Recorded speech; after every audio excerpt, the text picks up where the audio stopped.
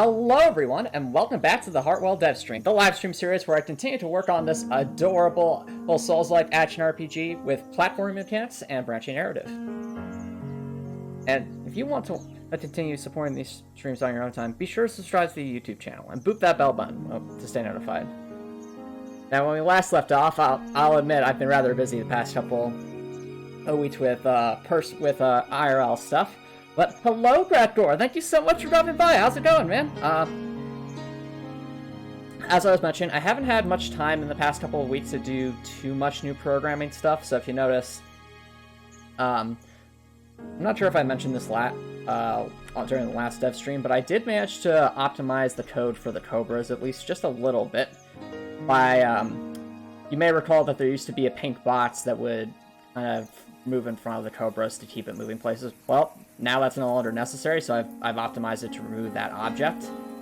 And I'm hoping later this weekend to see if I can't get to a point where I can just not have to duplicate code for multiple Cobras or multiple walking enemies. Beyond that, though, not too much has changed on the programming side of things. I will mention, though, off stream, I did manage to... Not here. I did manage to implement some animations for the keys. So you'll notice I go up to here, it has a little EEPROM, so if I go a bit too low, now it's up there, so it's, again, very nice and simple. Lets you know you picked up the keys. And, of course, the keys still function exactly as they did last stream, so I press E, now I have a key. And this one's for this particular door. If I try on this door, nothing happens. But this door, of course, works all good. And of course, if we leave and come back, it's exactly as it was left. Now I'll just reset that. Hello, Copper Nicholson. Thank you so much for dropping by. How's it going? Welcome, welcome. However, even though I have not been able to do much programming work in the past couple of weeks, what I have been able to do is work a bit more on level design and tile sets. Again, nothing too crazy yet. Yeah, I know, Director. Fusion 2.5 did not make those doors easy to implement. Well, I take that back. Director, the doors would have been super easy to implement if I didn't want to do what I'm doing here to basically reuse the same object for different doors. If I made these each individual objects, that would have been super easy. But it's because I had to increment them that it got very complicated. Now... I'm not quite sure what you mean by Copper Nicholson. Is everything alright in your personal life? If you're going through a rough time, I'm sorry to hear that. Hey, Luigi Jr., thank you so much for dropping by. How's it going, man? Where was I? Oh, yeah. So, one thing I have been doing, so if we come over here to the tile editor, you'll probably notice this looks a little bit more involved than what we saw last time. That's because in what brief moments I've had, I have been able to start to flesh things out a bit more with this first dungeon. And it's definitely starting to... I definitely am starting to get more of a feel for what I want to do with this dungeon. You're probably noticing some doors here. I hide this to show the underground layer. Again, starting to show... trying to get this first dungeon to start to take shape. But I'm happy because already what I have here is a lot more intricate than my original design notes when I was first drawing out this dungeon, I think last year.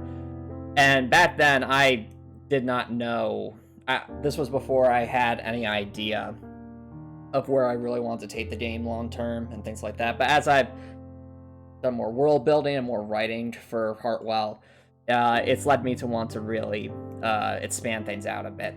And that's why you're seeing, like, even though this is a first dungeon, it's already a bit more involved than I ever imagined it would be, and that's a good thing, yeah.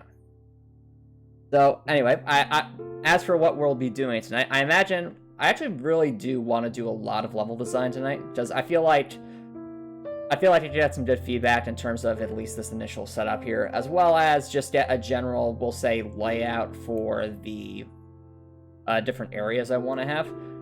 This will probably take a while, and I'll definitely want to... I'll probably end up doing some tile set work, so got graphic scale open here, so we can work on that along the way. But before I do that... I do want to at least attempt to do a smidge of programming before we go completely into level design land. And I don't think this will be as complicated as it was last time with the keys, since unlike last time where we have to deal with the for each object, tonight we don't really have to do that, because every dungeon will only have a set amount of items to collect, and they all need to be uniquely differentiated anyway, and while I could for each that, I don't think it's worth the effort, especially considering this is tailored to each and every frame, and each frame acts independently of one another. So, I'm just going to try and make more so a proof of concept that we can have an item that can be collected to actually increment a stat.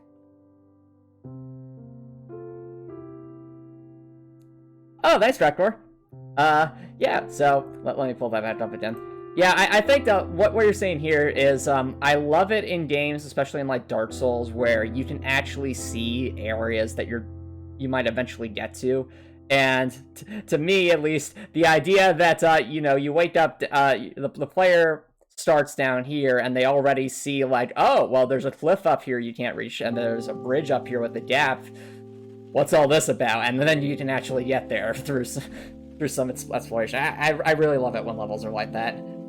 As opposed to the boring, oh, let's have a straight line with a bunch of obstacles, and you'll eventually get there. Also, hey, Wonton, thank you so much for the bits, and thank you so much for the look, man. I really appreciate it. Oh, you're in the middle of something, so probably that's okay. Thanks for dropping by.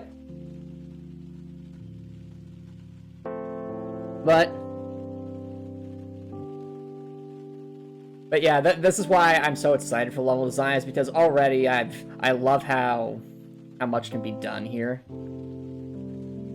Just because of the size of everything in Heartwell, and just the relative size and how much you can fit on screen, you can really show a lot of a level, even if a player can only access a part of it. And I think that can be a way to keep the player interested in wondering how you get to specific places and what each thing is. But enough of that for now. Let's return to Fusion 2.5 to do a smidge of programming. So in terms of adding an item, I should probably do some background if you're watching this for the first time. In Heartwell, because it's a Souls-like game, there's obviously going to be items strewn throughout the world that one can collect. However, unlike most Souls-like games, my intent is that there won't be a single item that doesn't give some permanent benefit of some kind. What do I mean by that? Well, in Dark Souls, for example, while some items might actually be new weapons, and that's cool, or maybe armor sets, again, really cool, you come across a lot of consumable items that you rarely use. I often think of, like, the specific mosses that, like, cure poison, or specific status effects, or perhaps, like, the unique ammunition types that you're afraid to use for explosives or arrows and such, because they're so expensive to buy or find. And I tend to, that's a pet peeve of mine, is non-replenishable consumable items, because I often find that I don't end up using them because I'm afraid to use them, and by the end of the game I just have a ton of them, and it's like, well, why is this stuff here? So, to not do that, the items in Heartwell that are collected that would have originally been non-replenishable consumable items are instead going to provide some permanent benefit. For example, this is not an exhaustive list by any means. There's a number of items that can increase various stats for Dorothy, but these are just a taste of some of the items that I'm thinking of. So we've got the lenses of insight, for example, which are a way to partially increase XP earn rate. There's medical orbs, which allow one to have more healing charges, which is when Dorothy pulls out the manifest and heals herself a bit. And there's even ancient cartridges, which can increase the ammo regen rate, which, if we take a look here, is actually very, very slow. So increasing that's probably an important thing, especially since ranged combat is a pretty integral part of Heartwell's combat. Anyway, so in terms of how to program this, I'm actually going to reuse quite a bit of the code from the keys. Reason for that is because this actually provides a lot of the base functionality for of the code we need. So we'll do. Yeah, we actually won't need this particular line of code because we're not indexing these items. But the rest we can probably take along and we'll edit as we see fit.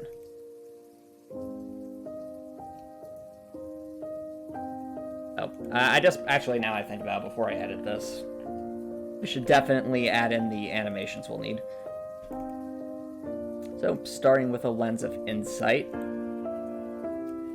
Oh, not that.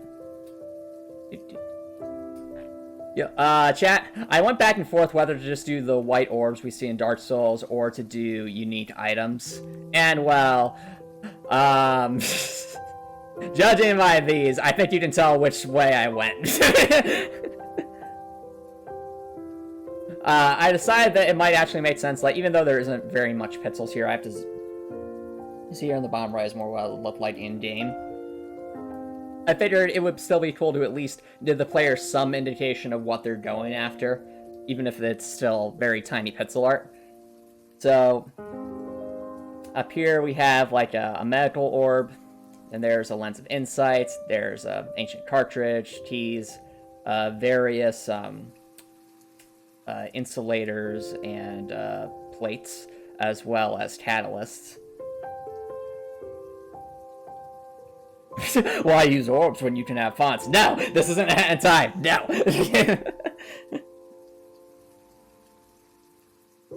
I'm not so sure about that, Drakor. I think that's...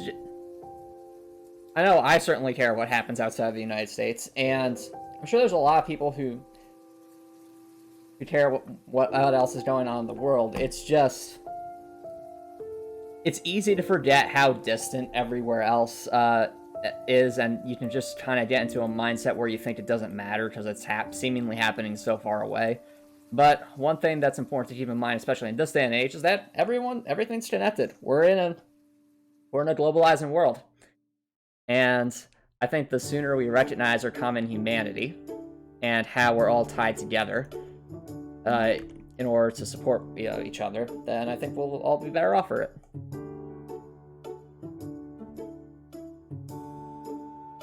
Okay, so Drakor, you have a concern that this would make it difficult to tell what is an item and what is a trap. Well, Drakor, it's a valid concern to raise. What my response to that is, none of these are traps. All of these are items.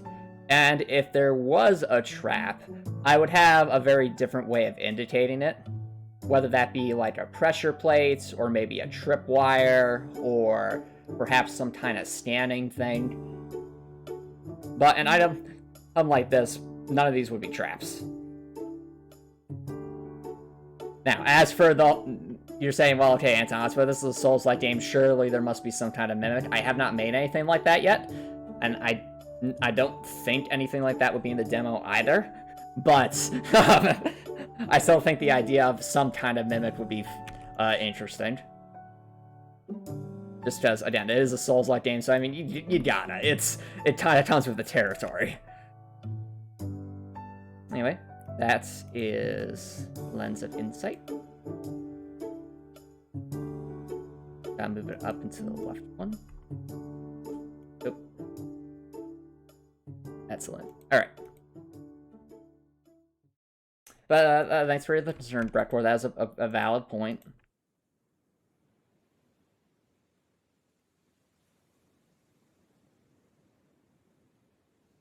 Okay, so that point right there is the... Okay, that'll work. That'll work. We got clearance.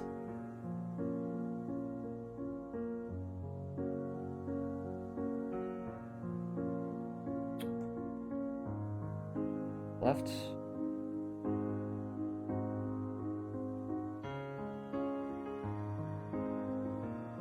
Yep, right there.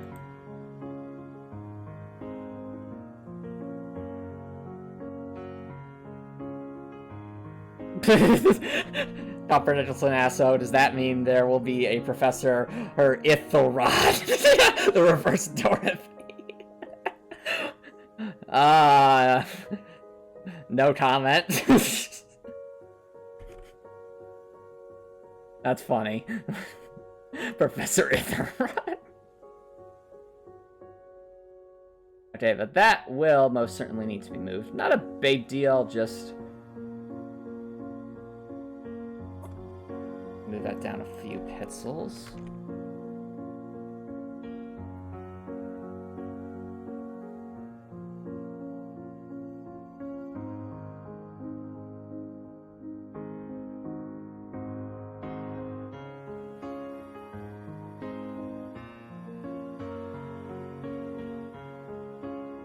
That should do. Okay. Now that is Lens of Insight. She traveled back in time from the future to defeat Dorothy and steal the power of the Manifest. That's not how that works, Dr. Nicholson.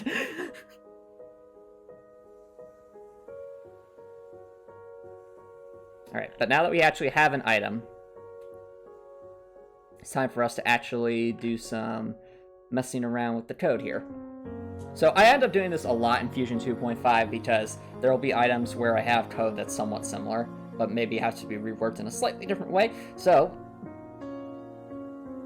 what we do, delete that, since we're not using the for each object in this case. So got rid of all of that.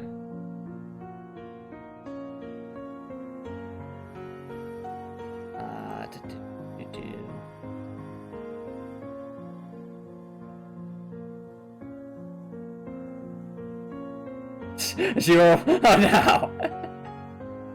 She will bring back Emily at rest and become the ruler of France. What is this, Copper Nicholson? Are you making a meme timeline here, Copper Nicholson? Let's just see here. Alright, so that line of code there is where we actually do the thing that increments our values.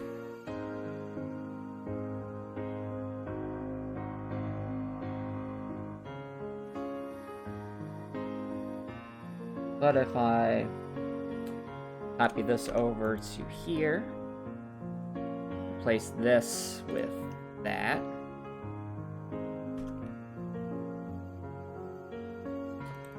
Oh, while I'm at this, Grekor, I know you've been posting quite a bit of stuff you're doing with your video game that you're working on. How's that going?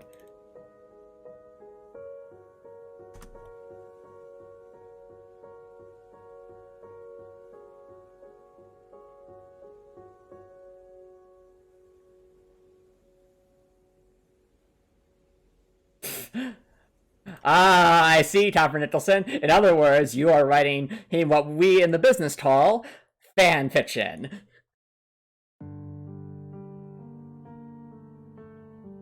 Okay, fair enough, Grekor. It's understandable. Development at different stages can be slow, and that's okay, though.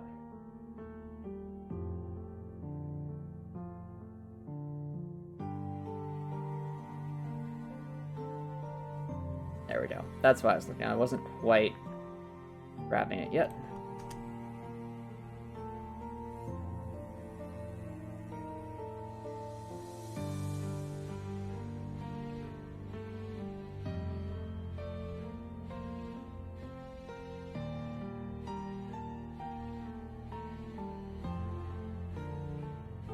The counter to item index value.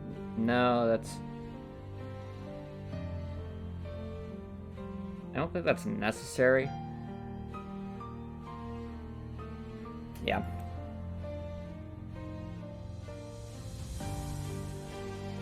Some probably affect things here. That was just for testing purposes.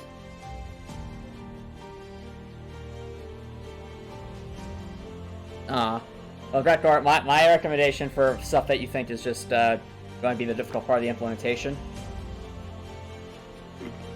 is if you're having trouble wrapping your head around it, write it down as though you're trying to explain to someone how to implement it. So you would I think the term is pseudocode. You want to, especially for complex systems, you want to just write out on either pencil and paper or in a Word document somewhere the framework for what you're doing or what you think you're doing, and that will not only free up space in your mind to think about things, but it'll also make it easier because you'll actually have a set of instructions right there telling you how to make the thing that you're trying to make, if that makes sense. So, in my case, for example, when I do a very complex... I mean, this isn't particularly complicated right here because it's just copying and pasting old code, but if I were doing this from scratch... Well, Drekor, that is part of the development process, is constantly learning, and then you would revise your pseudocode and go from there. But it's important to document things. I mean, just to give an example, the original pseudocode I wrote for the pathfinding algorithm did not work, but it led me to try different things with the original pathfinding algorithm until it did work, and then I would write pseudocode for that, just to make sure I have clear documentation as to how it works and the logic behind it. Does that make sense, Breckor? So I'd say is, don't be afraid of failure. If anything, I'd say be afraid of... If you don't be afraid of anything, it should be inaction. After all, I mean, inventors very rarely make their thing perfect on the first try. That's expected. Instead, accept that you're probably going to mess up, and that's okay, because when you mess up, you learn something. And then you can use what you learned there to not mess up in similar ways in the future. So, basically, to quote, what was that guy's name? Anyone here watch the... If anyone here has watched the show Kim Possible, I think it was Dr. Draken was his name. I think he famously said, "A problem is just an opportunity misunderstood." And I think that actually holds some merit. So, especially when I have like these big hiccups in programming when I'm working on Heartwell, it's also an opportunity to learn something new about the system and how to make it work the way you want it to.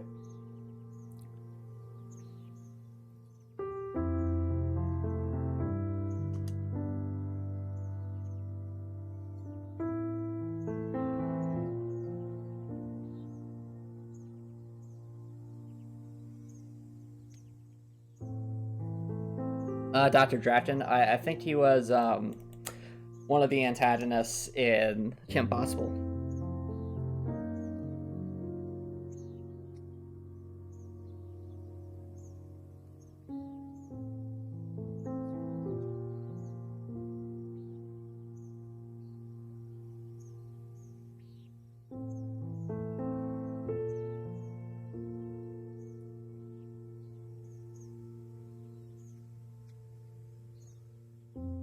Oh yeah, I will have... Yeah. I am going to have to do this thing in index value just because it is going to impact things element-wise. Because they're different. There could be the same item, but it might be in different frames.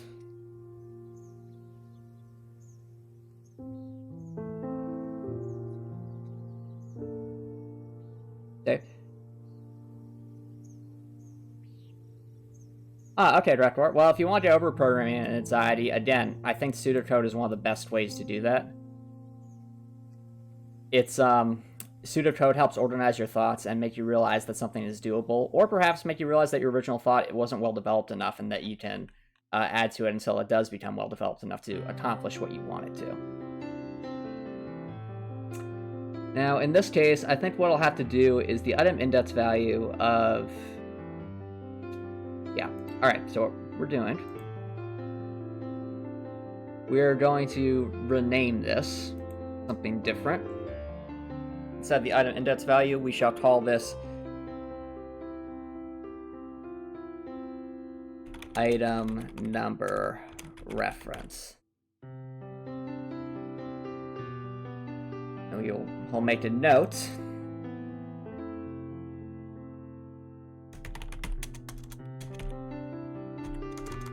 Item number reference alterable.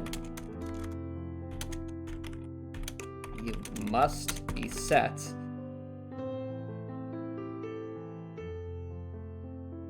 according to the number or to the number ID of that value in the array. For example,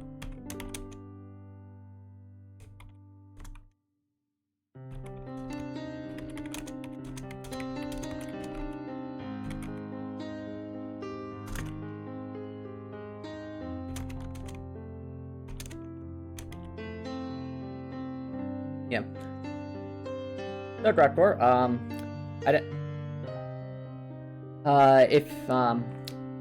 one thing you could try is, since we're here and we all enjoy game design in one respect or another, feel free to write some pseudocode.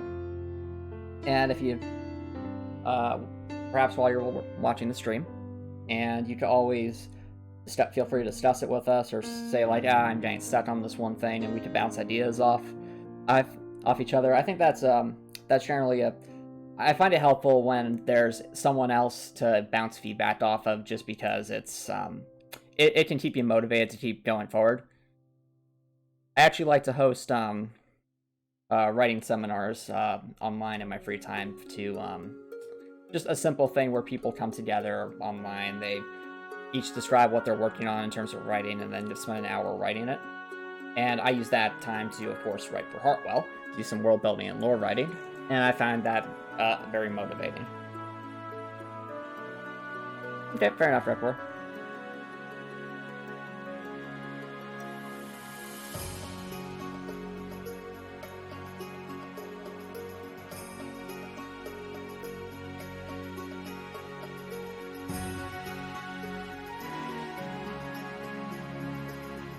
Well, Copper Nicholson, you have to realize that,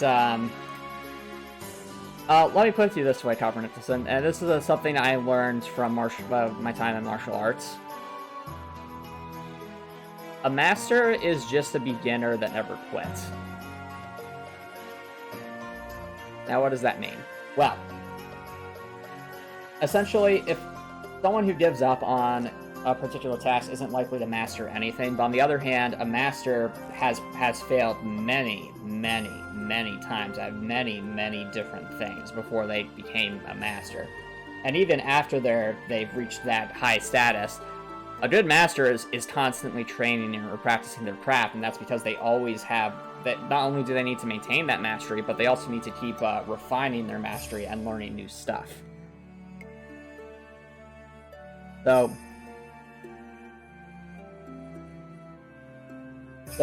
even if, programming it in stuff like this might not be your cup of tea, that's okay. But maybe there's something else that you find interesting, Copper Nicholson, that you would really that's like a skill that you can really work at and refine and grow and develop with and become a master of in your own right.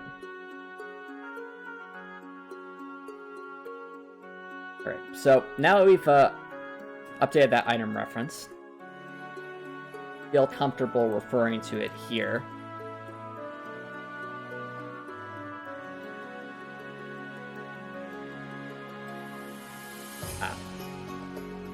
And need to remove that.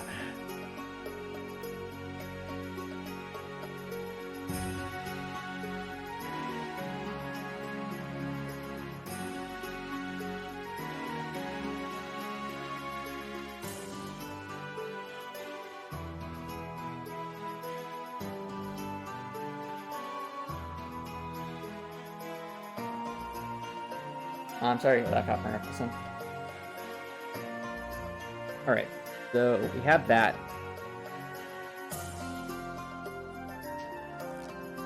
And yep, that makes sense. Now for the I guess what you would call the moment of truth, chat. We need to make sure that this will work properly. So this line of code right here will make or break this item collection thing, because everything else should work identically the same as the keys. But this is the bread and butter. This is what's going to determine if this works properly. And that's defining how this works. So I think what we should do is, instead of writing a value, well, actually, writing a value makes sense for one thing. However, we also need to...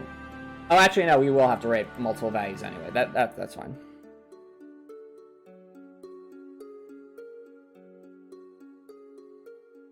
Copper Nicholson, everyone has little things that get on their nerves throughout the day. That's normal.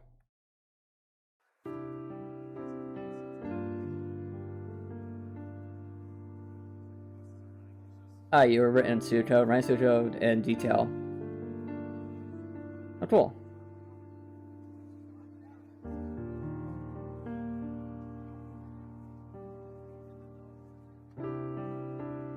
You writing tasks for full details.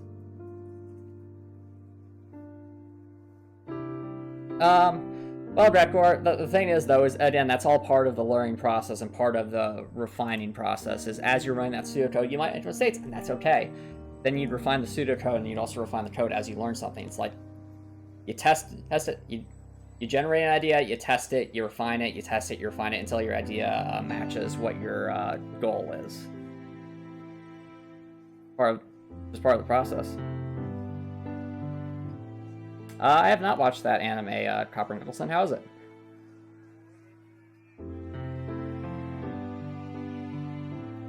Okay, so this one needs to go to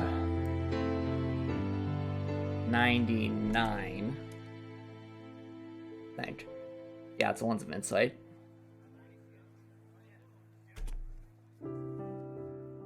A 3 plus...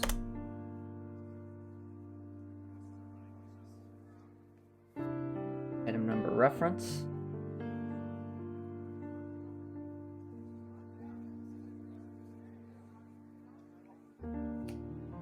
Actually, this one's going to be 1. Then this is going to have to be 1 less because of how that works out. So that'll be 2 plus item number reference, the file number. And before I forget, that's gotta be a 1.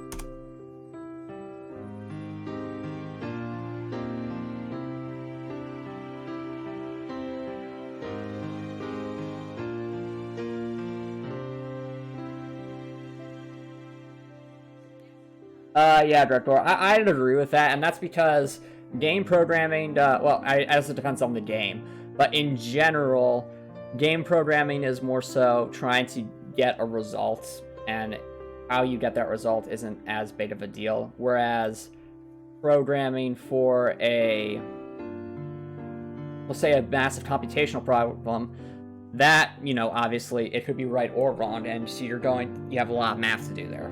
Now, that's not to say we don't do math here. There's, you know, a lot of calculations to be had here, especially with the stat menus. But I would still consider this mathematics to be far simpler than, say, some of the boundary value problems I had to do in college for various calculus courses.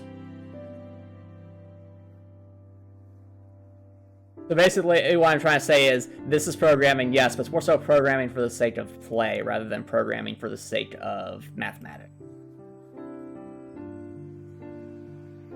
Now, that value needs to change to a 99, 2 plus the item reference. Okay. So that works properly. And we will need to add one more line here, since writing that value of 1 there is not going to increment the stat we want. That we need to increment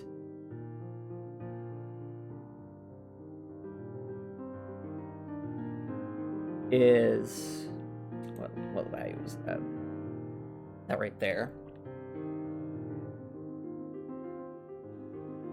Good evening, Cool2. Thank you so much for dropping by. How's it going?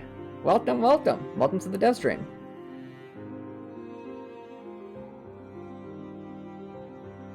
Oh, you agree partially, Drakor? Fair enough.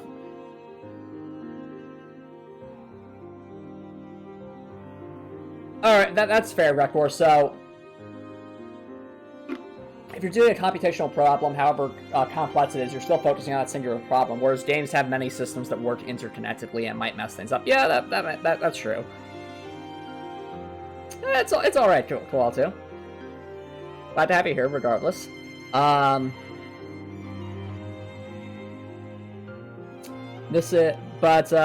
so that is one of the challenges of game development, is making sure that all the systems you develop work properly in tandem with one another and don't cause glitches. That's much easier said than done. Especially when you're working on a game that's an action RPG. But that's... Again, it does add to the fun of it, though, because when it does work, you're like, look at this amazing thing I made, you know? Alright. So, we need this value. We will do... We actually need to reference the value we're adding to. This is the save file array. Will be 29 plus 1 file number. Good. Okay. We're incrementing a value there. 99 equals that. Oh, no.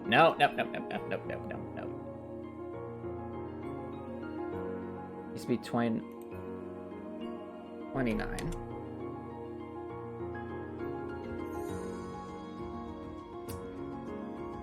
Alright. So, if I did this correctly, chat, this will increment our insight value when we collect that item. Hey, Crispy Tricky! Thank you so much for dropping by! How's it going? Yep, everyone's doing well here. Oh, thanks for dropping by. So, right now, Crispy Chicky, we're adding a non-replenishable consumable item that hopefully will increase the XP earn rate for the main character of this game. So, we're about to test it out. I just want to make sure we have a reset button in case things go wrong, because let's face it, this is game design. Things will go wrong. That's just kind of par for the course, but that's okay. Because after it goes wrong, we will try to fix it.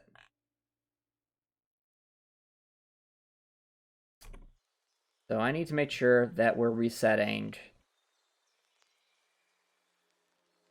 99, 3, save file number, and 29, 1, save file number. Alright, we have a reset button, and we have that, and just to double check. Alright, that does have the reference. Good, good, good. Oh, sounds good, Crispy Chicky. Well, in that case, let's test it out. Alright. I'll tell you the truth. So first thing we need to check, as it stands right now, the value we care about is right here. This is the insight value. The intent here is that with every one of those things we collect, that should increment by 1, thus increasing our XP bonus. Now, whether I actually programmed this correctly in the background or not is an open question, and we're going to find out. But, we'll at least be able to tell if this is properly returning to form when I collect it. I'm also noticing already there's an issue here, so the animation does not seem to be working correctly. Let's take a look at that. Alright, why wouldn't that...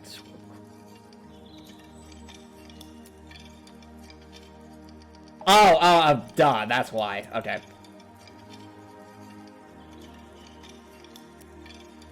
Items... Remember all the happy times we had? Yeah, I should probably do a quick check in the event editor to make sure... Okay. Glad we checked that, because that's, stuff like that can really mess you up.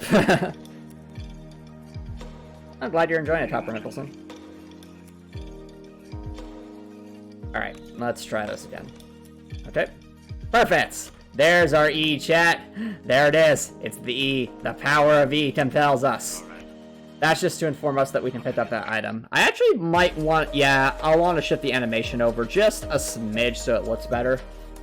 But we're about to test it out, so yep, it is time to E, chat. Okay. Well, it's gone. Ooh, chat! Look! It's glorious! It actually worked! It actually worked. And I heard something. Oh! Crispy Chindy, thank you so much for the gift subs. I really appreciate it.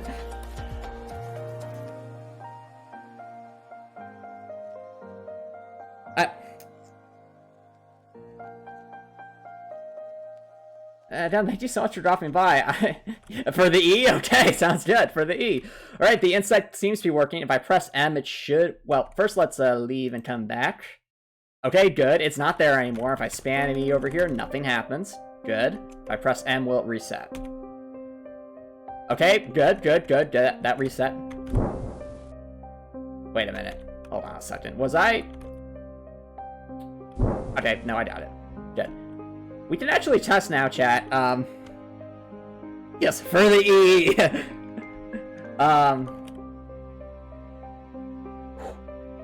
Since this did technically increase the XP bonus, I'm curious if this actually works with my XP equations for my enemies. So you notice up here I have some familiar faces.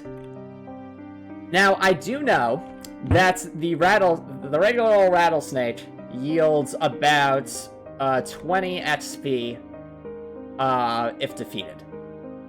But with this, in theory, it should be 21. So, let's see if it works. Oh, okay, well, it did work, chat. I guess it must be rounding up, which is fine. I'm always fine with giving out more XP. But, as a little test here... Do I have a altar of bread? Yeah, I do. Okay. Just to prove that I'm not crazy here and that this is actually affecting the XP earn rate. So, recall, chat, we earned 22 XP from defeating that rattlesnake before, but now, if we try to defeat the rattlesnake, we only get 20. And I'm about to die. No. Okay. So, chat, that means, for once, it actually works as intended. It's a very good thing. I'm glad, because especially after last stream when we spent hours on the keys, I'm glad this is working properly. I will just alter the animation just a smidge, because, again, it is just a little bit too off-center for my liking. Like that.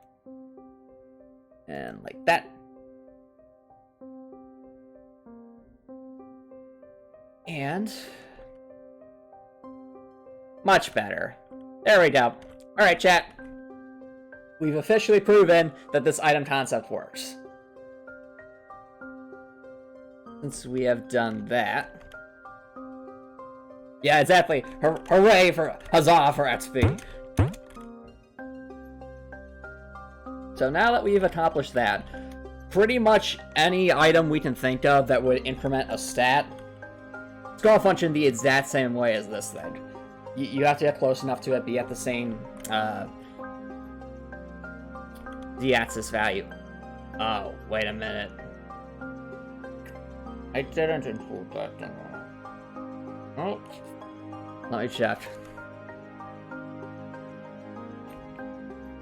No, I did not. Alright then, that's something we can fix.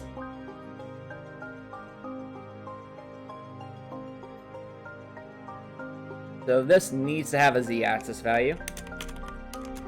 Might say, why does that matter? It matters so that someone can't like get this through a wall or something, or try to get it if it's like near a cliffside.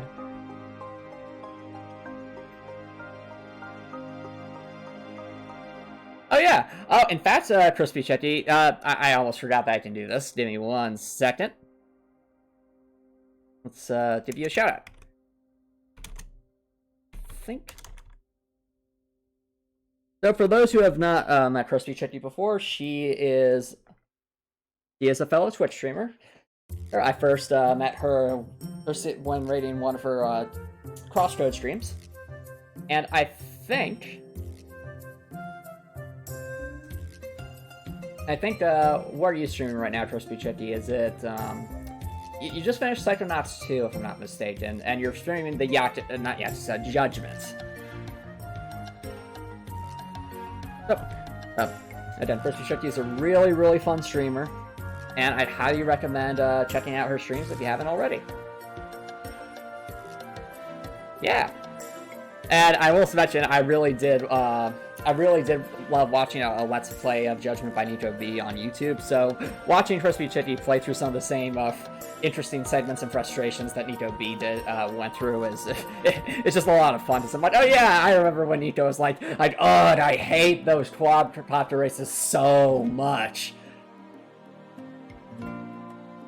Oh, you bat Psychonauts 2. That's awesome, Crispy Chicky. I honestly did not know that was a game that was made with, like a Kickstarter or something like that. That's cool. Alright. But now I need to make sure that there's just a check to make sure that when the player is here, they absolutely need to be at the same Z-axis level.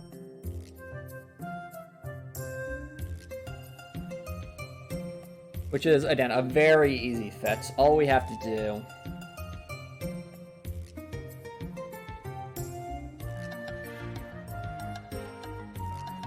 and z-axis height has to be equal to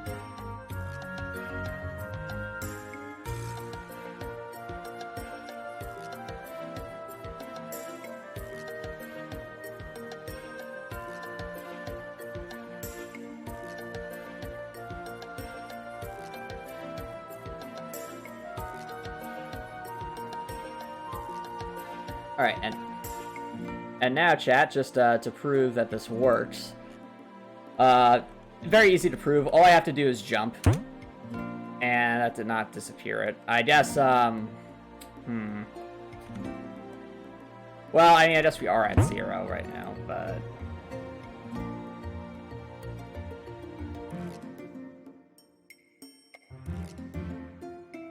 Oh, I know. Amend that. The axis value is different.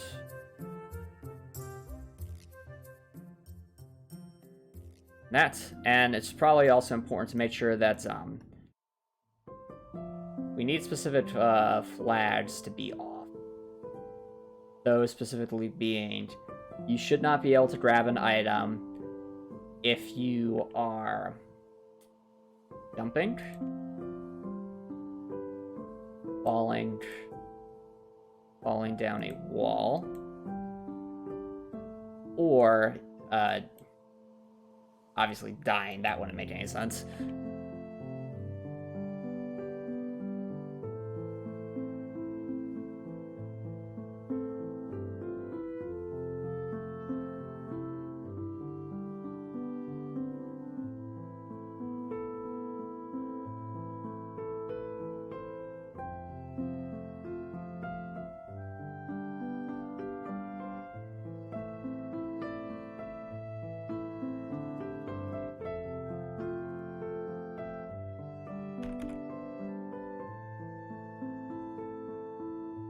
Yeah, this is me just trying to anticipate the different situations a player might find themselves in as they're trying to pick up an item.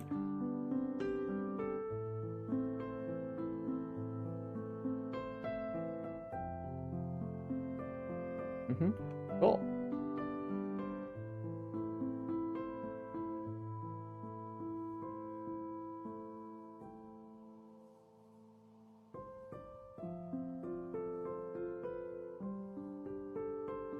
Alright, I think that should work as intended.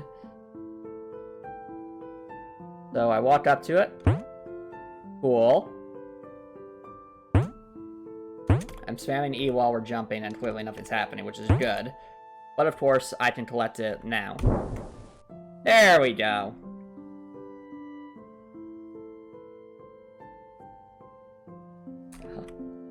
And of course, you might be saying, okay, Antomicx, that seems kind of silly if it's going to be on the ground like that. Well, there could be a situation where, let's say, we want to put this up on a high place. Say, maybe up here, which is of a z value of 3. In that case, as you can see, there's, well, we currently don't have a platform up there, so we can't edit.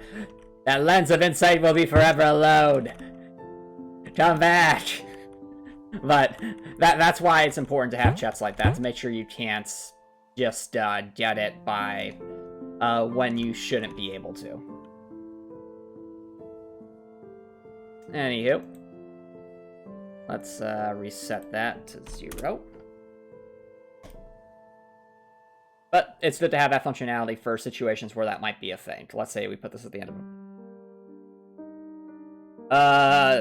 Cool all too. It's typically it's an XYZ coordinate system for 3 dimensions.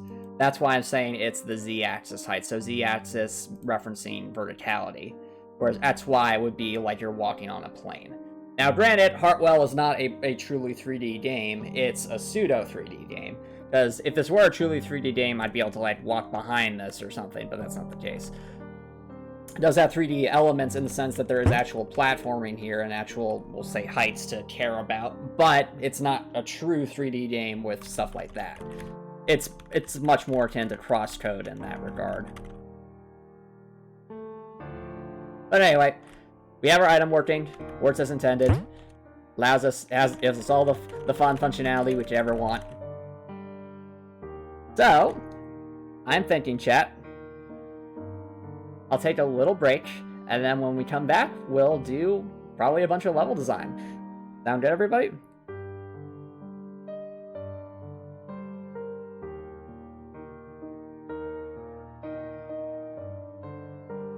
Alright.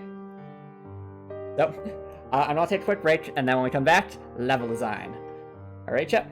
Here we go.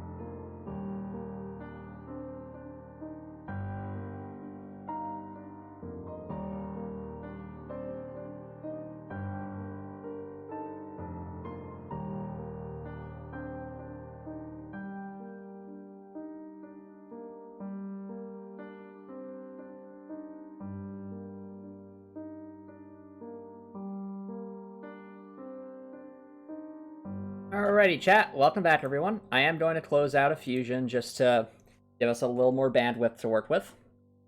So, boop. Now,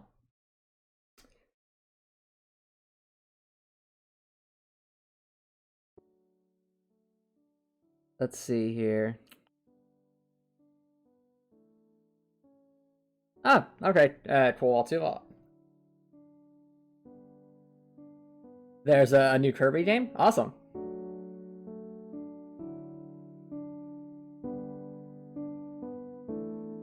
Anyway, let's go back to our tile layer. So what I'm going to probably be doing for most of the rest of the night is level design for the first, for the what I will call a dungeon, just in game development terms, that will be in the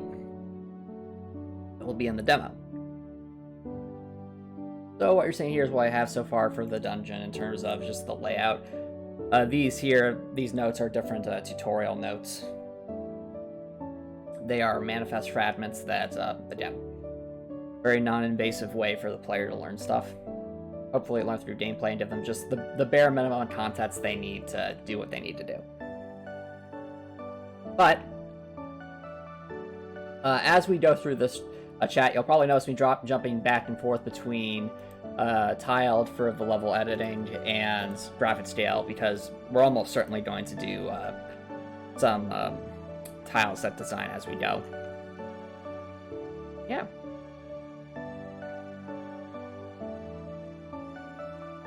And speaking of tile set design, one thing I did want to do, I'm currently working on 2 different areas at the moment, chat. So those being an underground area, which we see a little bit of here, and a more upper area here where the player could first encounter a Cabretto. These 2 areas are going to obviously have very different feel, a bit of a different feel to each of them. But my intent for the player after they go through what I'll call the basic tutorial segment is once they get to the first altar of record, now they have a choice as to which way they want to go. There isn't a right answer here, but that's just trying to add to the, of course, the exploration factor. They could either go across the well to over this way or down here to the underground. Or I just further underground technically, but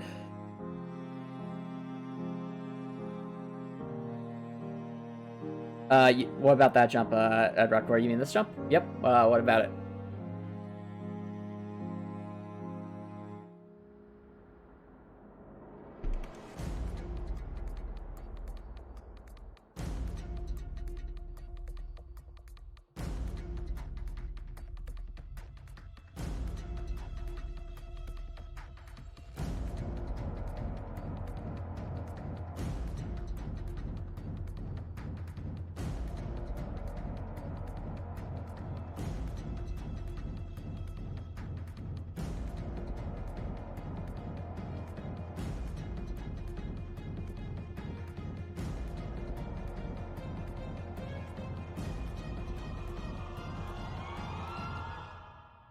Mm-hmm.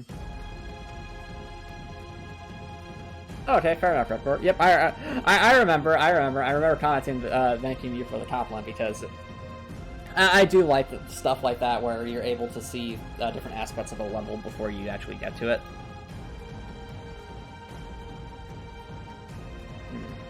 As for here, though,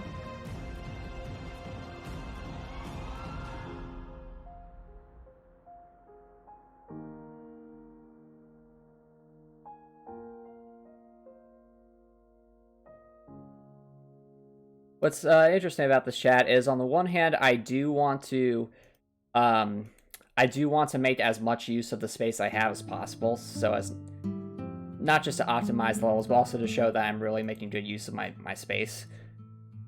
But I also want to make sure there's enough space for me to add stuff as I go, because my ideas for this first dungeon, there's a lot. I have a lot of different ideas in terms of what can be here.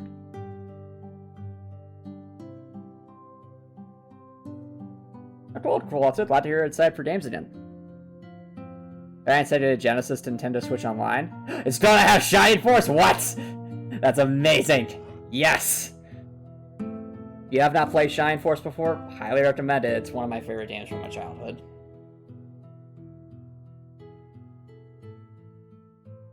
Classic, very, very classic.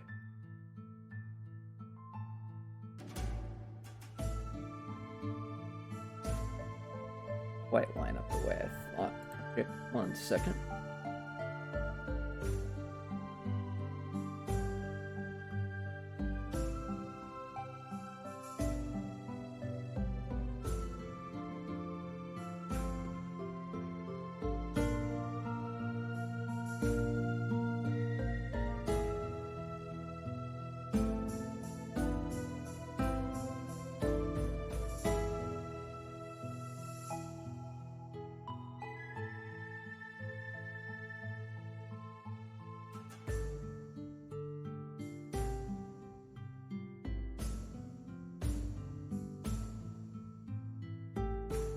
There we go. Nope, nope, nope, nope, nope, nope, nope. There we go.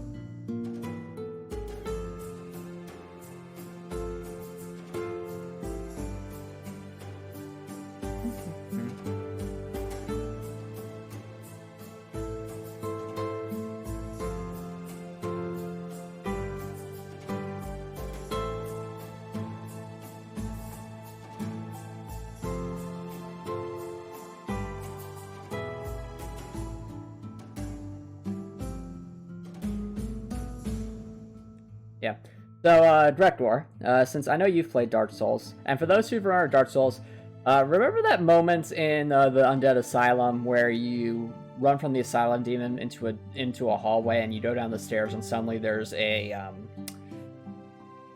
is an undead at the end of the hallway with a bow and arrow that tries to attack you from at the end of a narrow corridor? That's kind of the inspiration, at least for this section right here.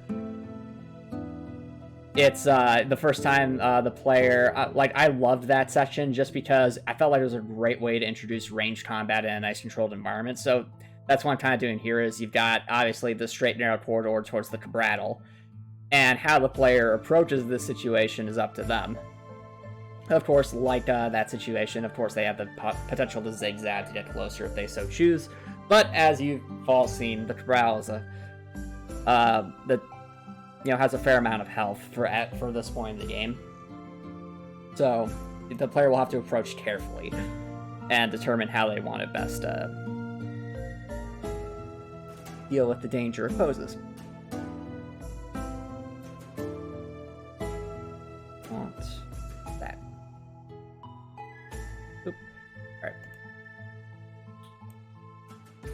Now, this area right here, chat, where the Cabrattle is, I'm thinking I want it to be like some kind of...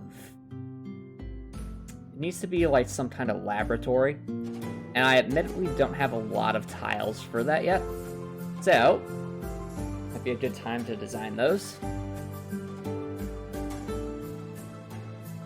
Yep, that's true, Rekor. I really like that, like in Dark Souls, they gave you the space to evade the ranged attacks. So you could get closer if you don't want to use a shield. So there are definitely choices to be had there.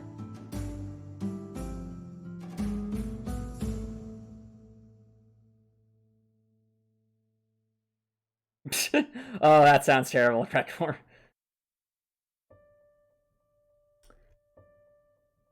But anyway, this is like a moment where I reached a point like, you know what? I need some different tile sets here. So let's make them. Alright, so first things first, when I think of a laboratory, I think of smaller sets of tiles on the ground. Kind of like this, but not so much. That's more castle-y. So, I think we'll go with you.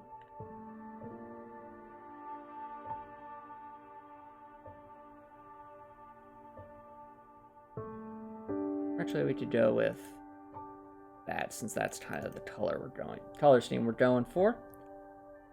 Start with a nice rectangle.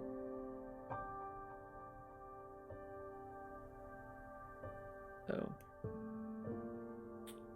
like that. Then we'll go to another layer and start creating the actual tiles themselves, or rather the tile pattern itself.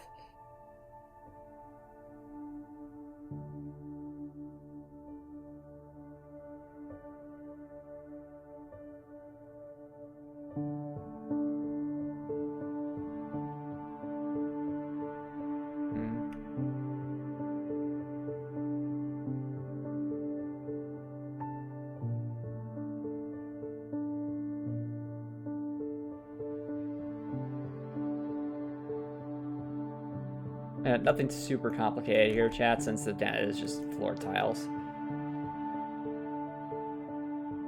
I want to change that color a smidge, though.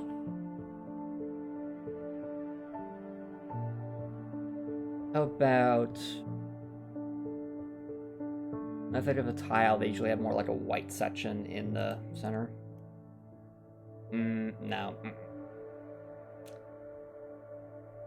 16 by 16 space. Try to divide that up. We did.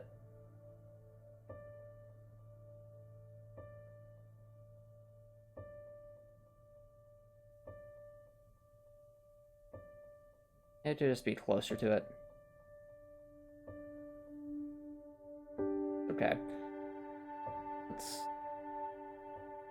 Let's try a different pattern. Like, I still think that could be useful as something else. Like, maybe an iron grate like we're seeing there. But in terms of floor tile, maybe not so much. Something like that.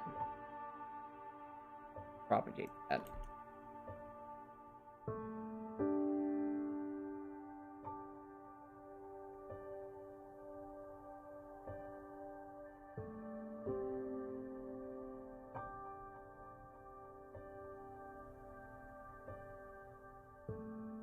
Okay, fair enough, Heartwell too. Okay, now we have a propagatable pattern here. That's good.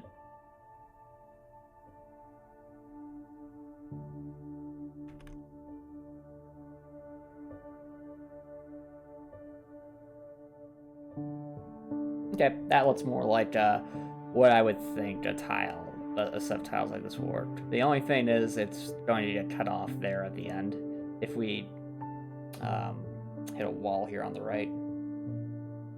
So it still probably makes sense. Although, I went with something a little bit larger. That makes more sense.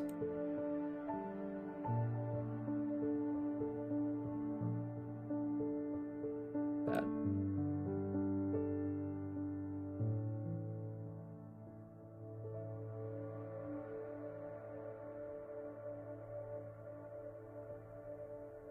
Yeah, Dark Souls does have a lot of world building decor.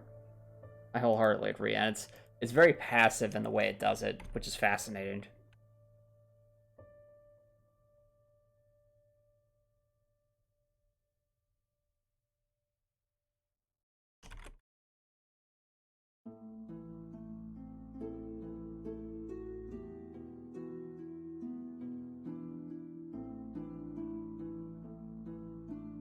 Oh. Oh. Oh. Aha! There we go. That's more like it. Perfect. Perfect sizing there.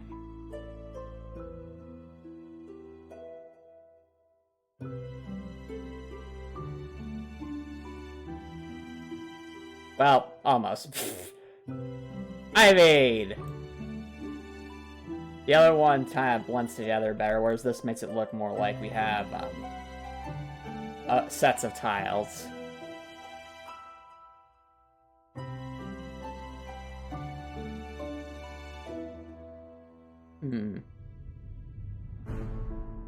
It isn't Chester's Copper Nicholson. I'm trying to make a tile set. Basically, these being literal tiles. These are different potential patterns for tiles. Ooh, that's an interesting design. That stuff looks cool, but definitely not like what we're going for. So that's probably going to make sense there, since dead for tiles. We have our pattern. Now it's just a question of making them actually pop a bit. When I think of tiles, they tend to have a bit of a depth to them. That's that. Right here. Bit too faint for my liking there. Let's take that. Like that. Darker.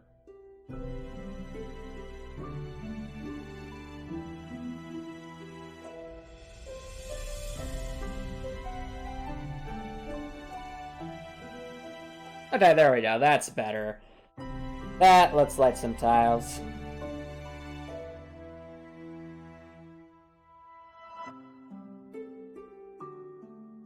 Oh, I agree, Redport. Dark Souls is cool because, again, the story, like, paying attention to the lore is optional, but I think the lore is fascinating.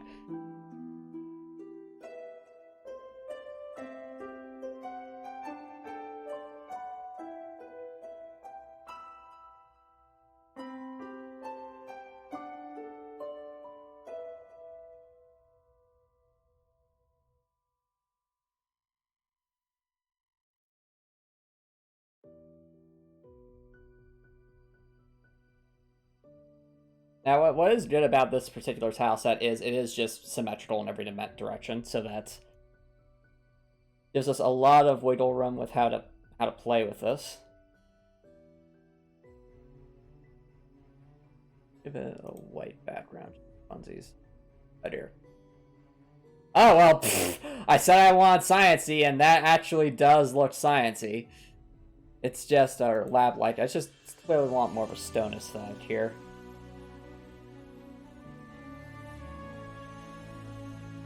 Could make it brighter. Start off more like this.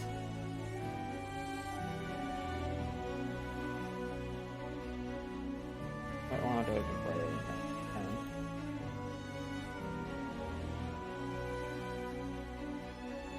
that. Okay.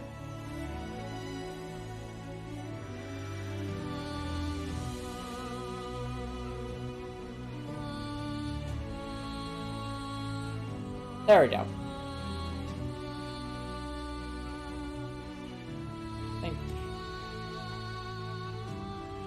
Yeah, there we go. That's nice.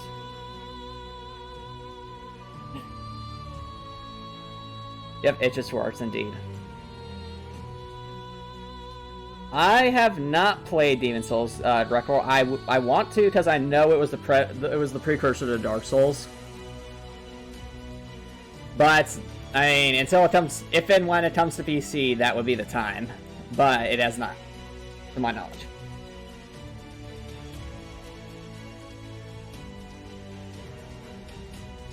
Okay, so this gives us.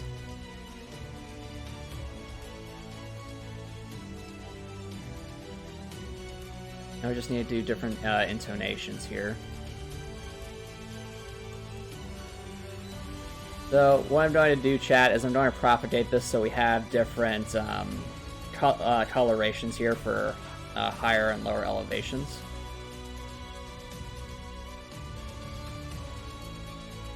And these differences are subtle, but this is me trying to fix one of the things that wasn't... there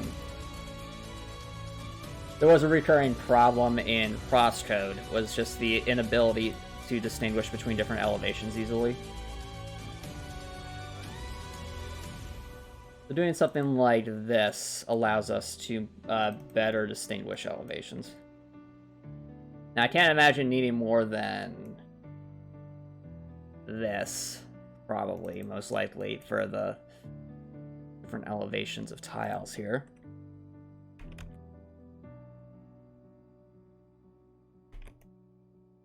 Especially for this tutorial dungeon, but you notice how here, chat, we have a bit of a gradient to represent, again, different heights and elevations. Yeah, I know, there needs to be some exclusives.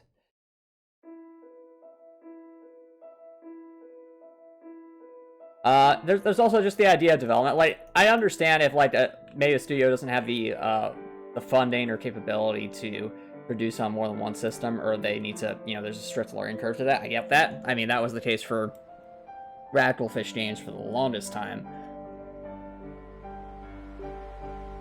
That being said, though, if it is possible to be cross-platform without sacrificing the game's quality, that's great too.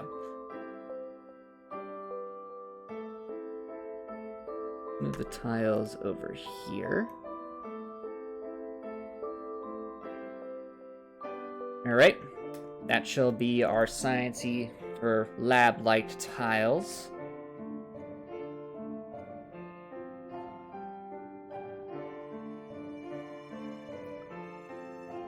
I think we should save that to the main file.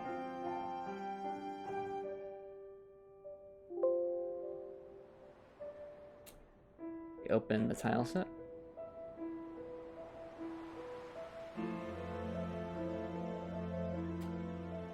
And now we should have the updated tile set. Yep, there it is. Alrighty.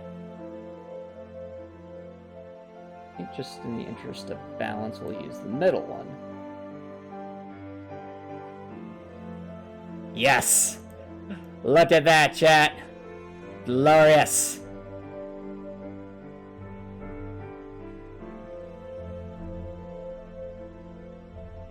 Much better. At least for the aesthetic.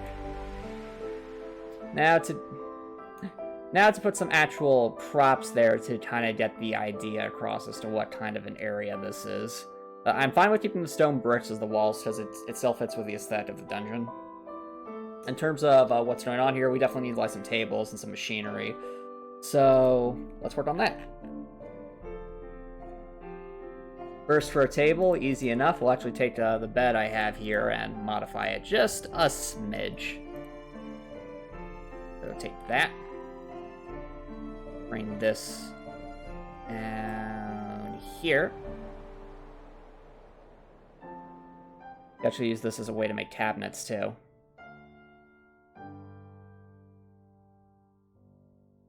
This, right? Maybe let's move it down here. This is the thing with tilesets, chat. It's very... It becomes a game within a game just to fit everything in one spot. Oh, actually, yeah, if that's going to be like the plant stuff, we can put this here as like regular table. Alright. That.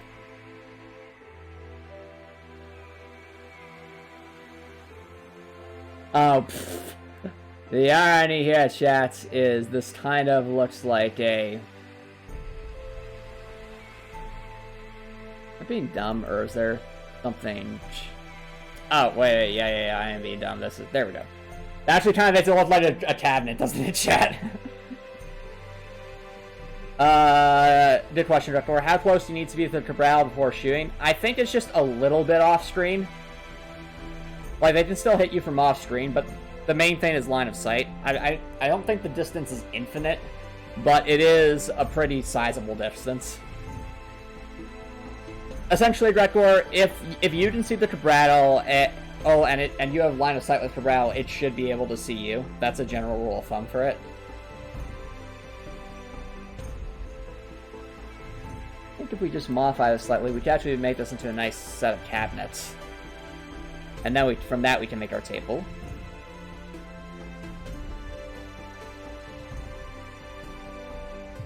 So,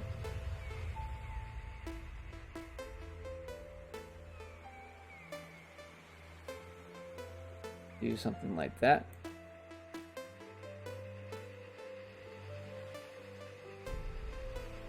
Just copy and flip.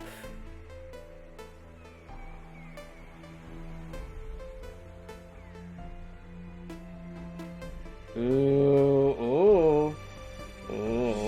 Now we just add a little, like, U shape.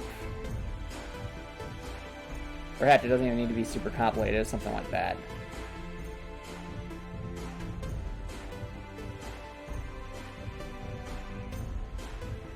Yep, look at that, chat. We have officially made cabinets. Almost makes me wonder if would it look better if we just jimmied that up a little bit? Yeah, it would. Got some wooden cabinets.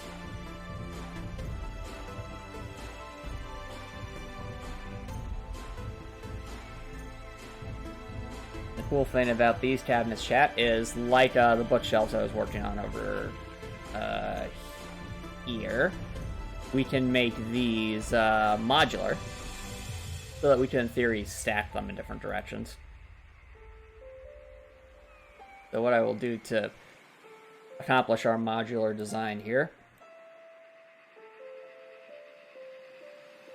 Move that down. Copy, paste. Now we just need to get rid of that line, and we'll have our modular cabinet design.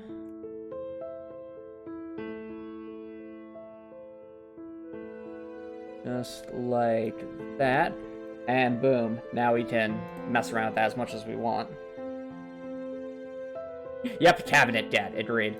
And I'll also do a little trick here to allow us to, does it down with the bookshelves I have over here, design in such a way so that you could, in theory, expand it out to the left and right. Which I will need to add to that. That's okay.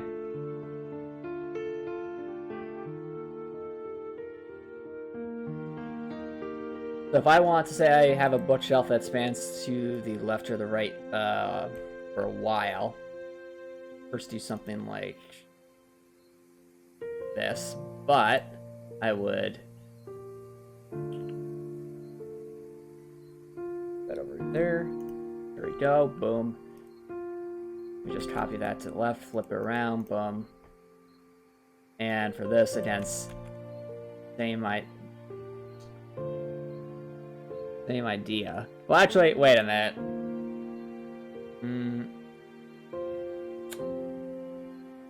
Now that I think about it, I don't think I ever foresee a situation where there would just be, I guess, a string of like a super long string of cabinets. Like, they would all just be kind of stacked next to each other, so I guess this isn't as necessary. It'd be more so for the bookshelves, I imagine. I can't foresee a situation where I'd want, like, a super wide cabinet. More so just these next to each other. But I could foresee a situation where we maybe want a different style of cabinet. So, I mean, for one thing, there's always different elevations to consider. And we have the different colorations here as a model for that.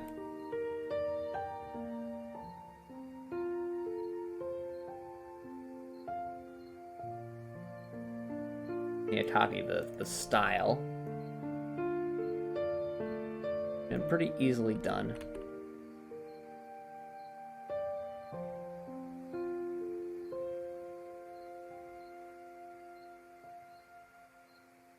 That. Hey, welcome back to Wall 2. Right now we're just working on some cabinets for a laboratory area. And those are different heights. As for cabinet styles, I mean, this is obviously like the drawer style.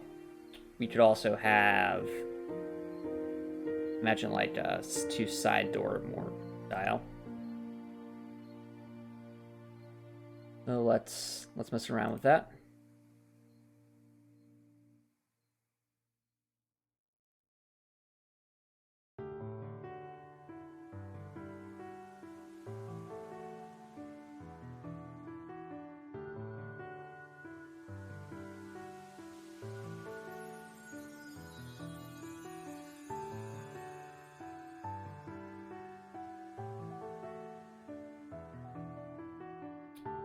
Just add like a little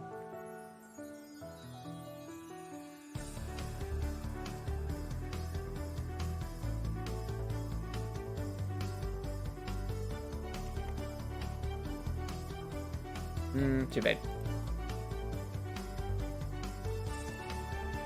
Yeah, something like that.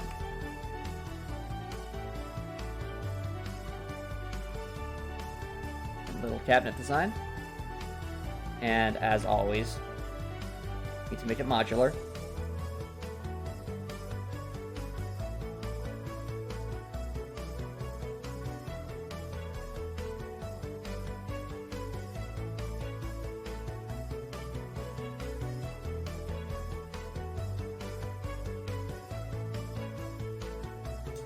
Finally, for cabinet designs, we got that, we got these. I think smaller set of drawers. Or maybe something out of glass. Honestly, that would be interesting. Hello, Tick Sparks. Thank you so much for dropping by. How's it going? Right now we're just working on some tile sets for more like a more lab-like area. Or this is stuff like these cabinets. So let's make perhaps some kind of glass.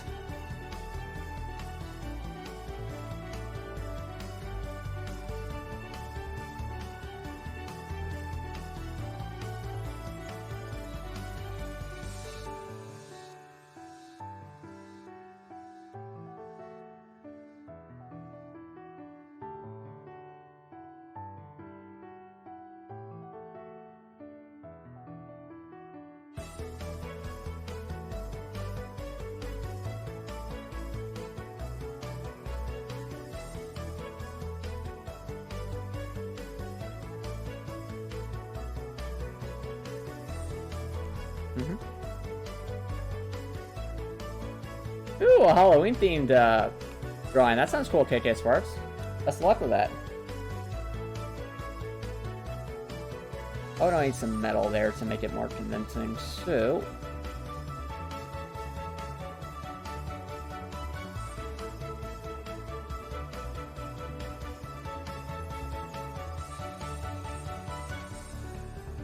like a sliding cabinet.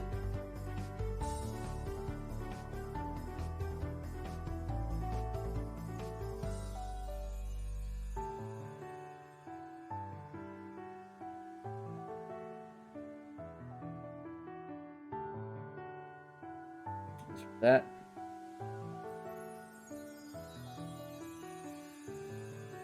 Ooh, I like that, chat. It's, you do something a little bit different with the... Yeah, something like that. Make it look sciencey.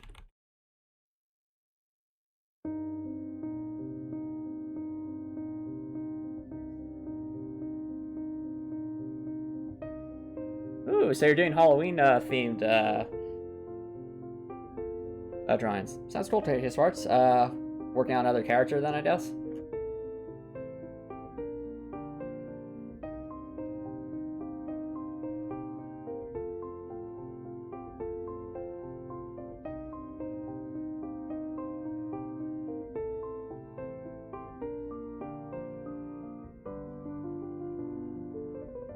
Just to indicate that this is glass, we could do something like this to give it a sheen.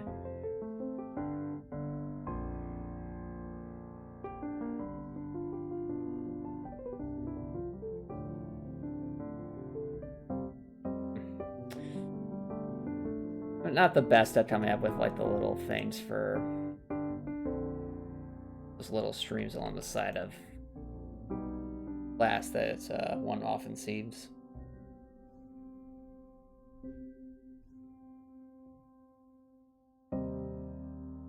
I think that's cheers for too much. The simple design I think works better. Just keep it nice and right here.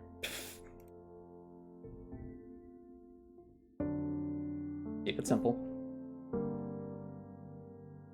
Oh, Pirate Ghost and Wear Unicorn. Sounds interesting, KJ Sparks. I look forward to seeing it.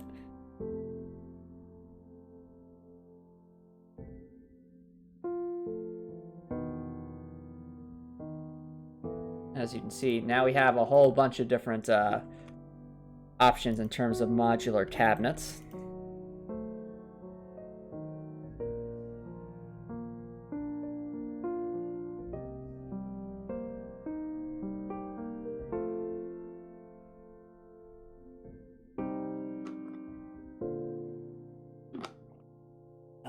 Now we just need a table. So let's make a table.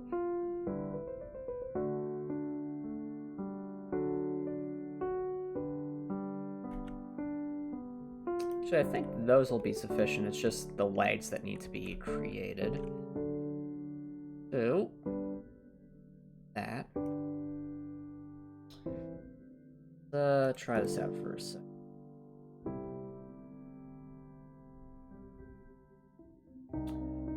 Well, that is a very tall table. I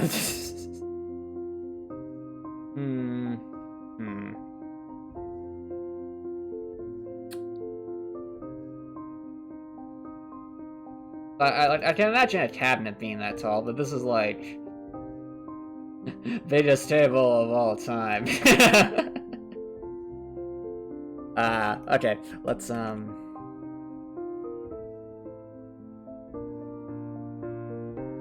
yeah, if we add something more to the side, it would be a bit more convincing, I think.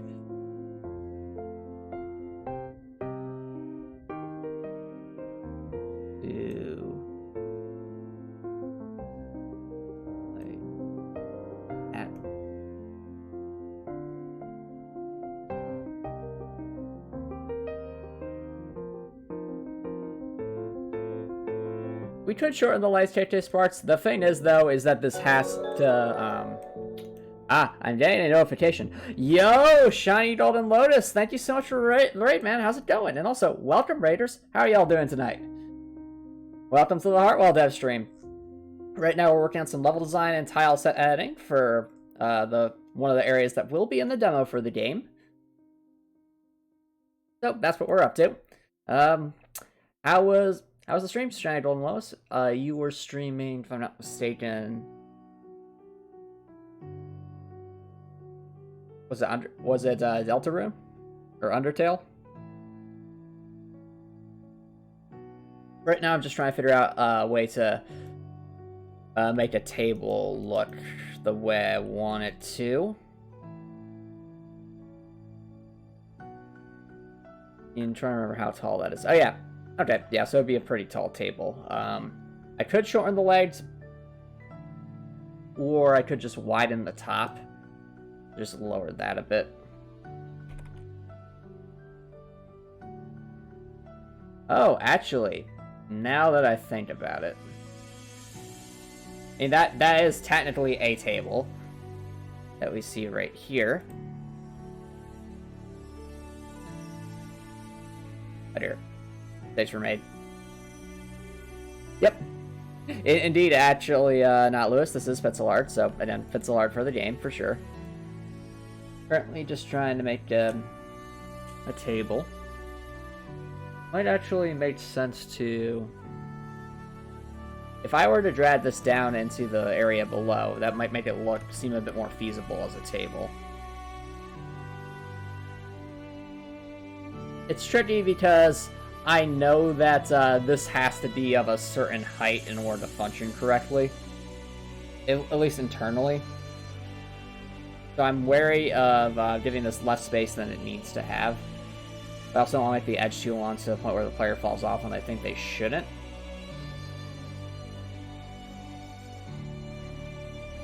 Alright.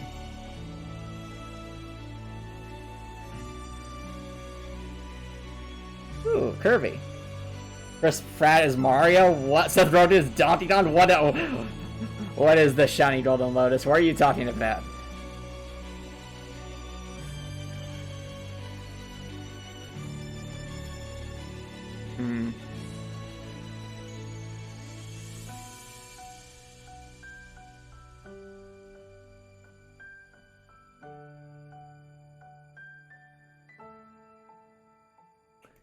I did shorten the lights just for fun. Alright, that to me is a more convincingly sized, like, coffee table. But, if we're thinking like a table and a ladder, it's going to be taller than that.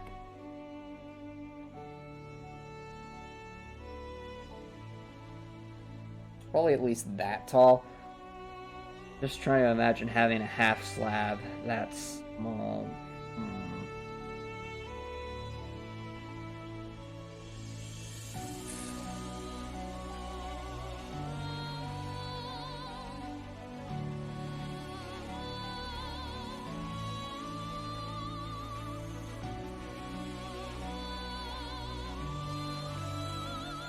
Something like... They're making a Mario movie? Really? Interesting. Okay, fair enough, Shiny Golden Lotus. Thank you so much for dropping by, and thank you so much for the raid. I hope you have an awesome night. Okay, actually... Yeah, that's just a smidge too tall, but that... maybe? Really comes back to how do I want to handle tables and platforming.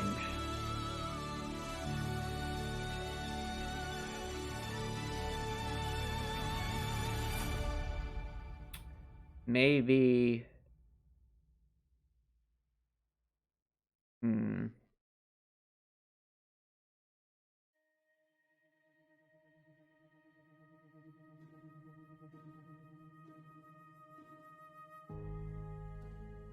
Yeah, like, I think that's a convincing size for a table. I think 2 pixels is probably not something people would notice too much in terms of collision. Especially with Dorothy walking up towards it. But... I also feel like there should be something in front of it just to... Actually... we do 1 pixel... maybe add another one.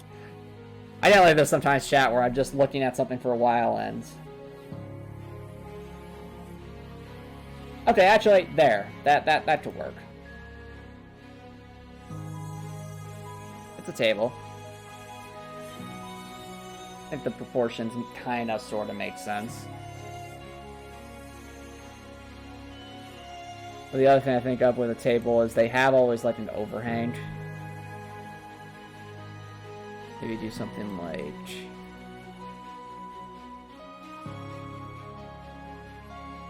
Aha! That looks better.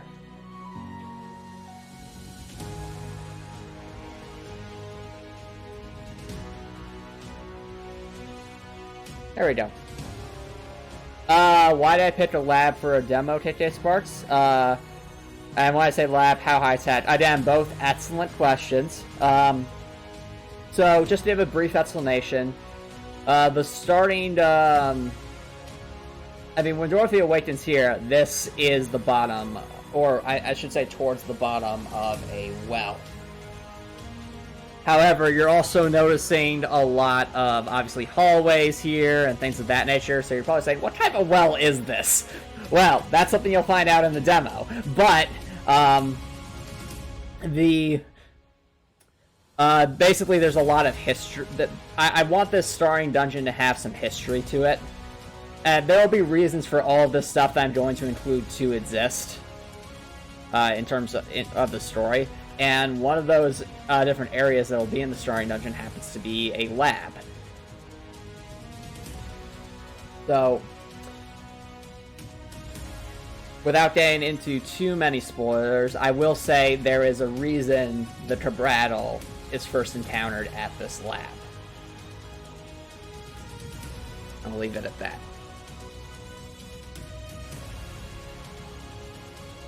Nice JK Sparks. Yeah, I really want the starring dungeon to not just be a bunch of random hallways. I want there to actually be reasoning behind it.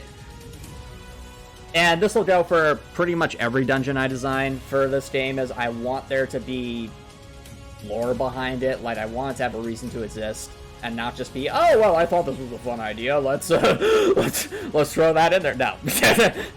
Like, if I'm going to make an area for the player to move in, I want there to be reason for it to exist. So that's why you see me working on lab stuff when you're saying, well, shouldn't you be making, like, underground dungeon stuff? The answer is yes, but also yes. So, we have ourselves a table. Might actually... would it look better if I did... Yeah, it would. There we go. We have... table. Just to give a little bit of depth.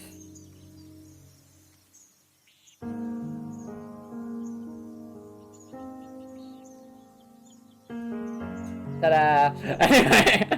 I like little things like that. Such a minor detail, but it adds so much to the table. Makes it look a smidge more realistic. Just a smidge.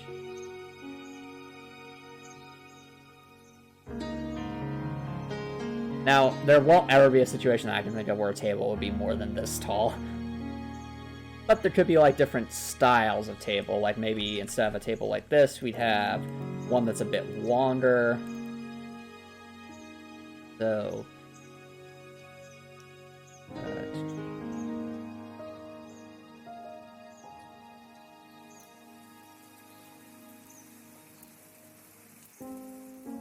just like that. We'd have our two ends. And of course, well, might as well move those down here. We also need to have the situation where it's just this. An extension to a table. There we go. Tile set wise, this gives us the ability to make different kinds of tables.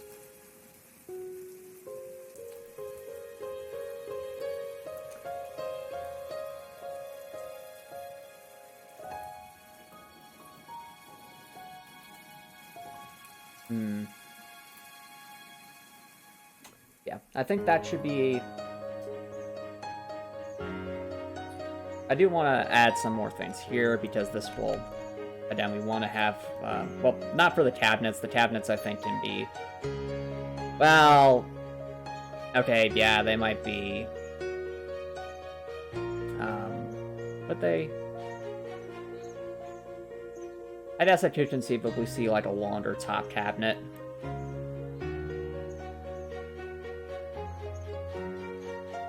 Let's play around with that.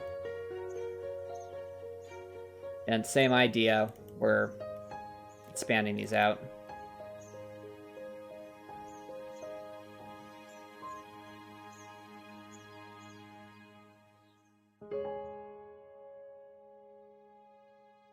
Just like that. We can copy those up here, just like that. And huge variety of cabinet stuffs. Maybe some token objects inside the glass cabinets would be cool. I agree, Gregor, that would be cool. That could be like a decoration kind of thing. So we wouldn't actually have a, perhaps say a token inside the cabinets, unless it was like, we'll say, a locked cabinet that you would try to unlock. Though I could foresee situations where you might come up to these and it might provide some lore, which would add to wisdom. But if we were to do that, I would want to have stuff back there. But to save our own sanity, we'd probably do light silhouettes.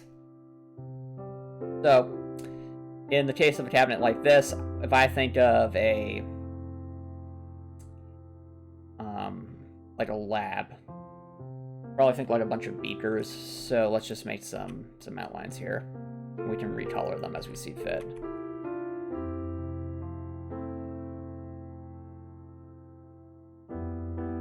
Something like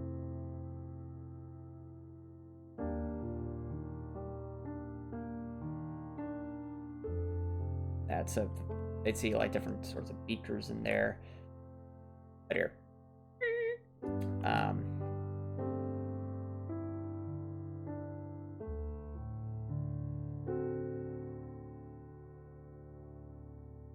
No.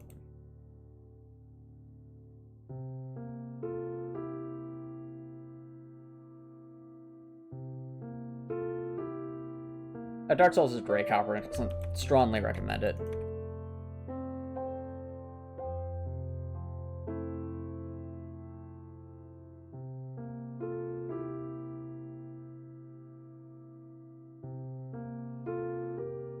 Like there to be different items back there. Maybe make one that looks more like a flask.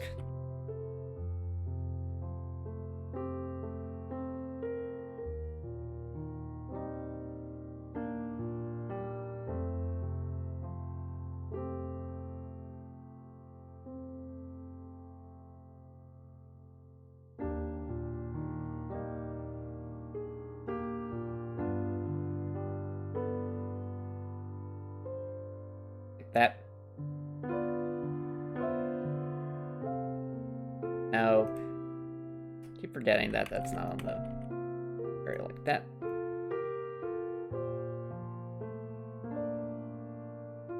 Okay. That is a flask. Even like put up there. No, that should be fine. That's a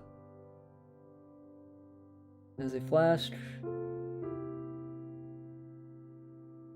They make those a little bit shorter.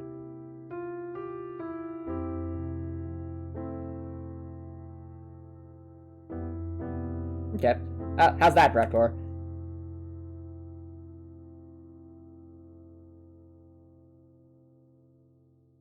I think that can help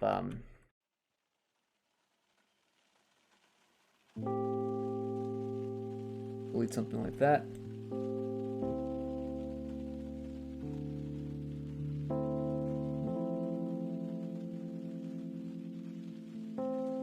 Excellent.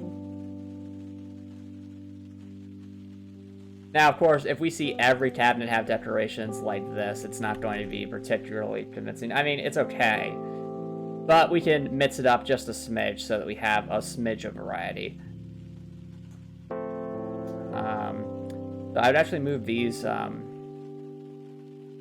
to the side simply because we have... This is how tile sets work. We can either have a blank one or maybe we have some things in there like that. We can have one and where it's flipped. Perhaps we have beaker and a beaker or in a cabinet. They could be of different sizes.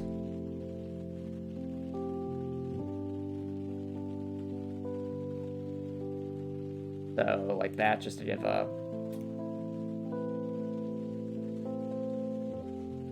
smidge of variety.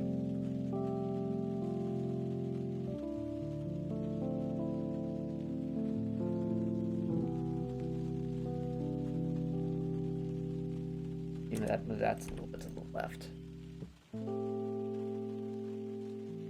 Yep.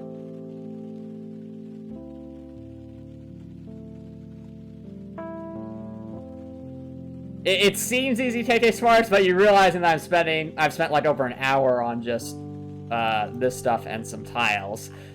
So there's a lot that goes into it. Like, you have to really make use of every pixel you got. But I enjoy pixel art. Reminds me of Shining Force and a lot of other games I played as a kid.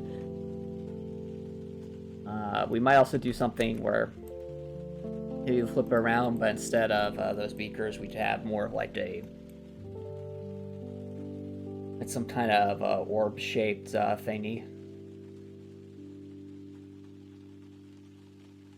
In this case, something like...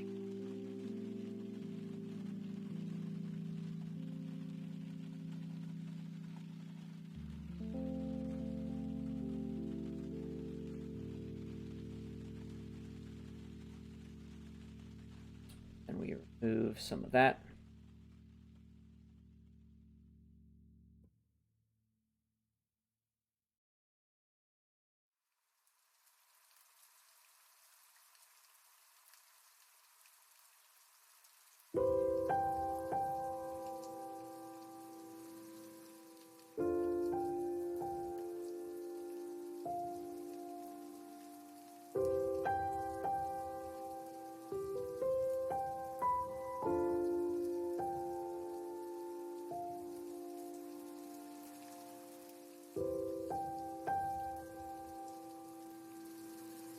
Yep, so now we have beakers like that. Hello, Spudkid! Thank you so much for dropping by. How's it going? Yep, it is furniture time indeed.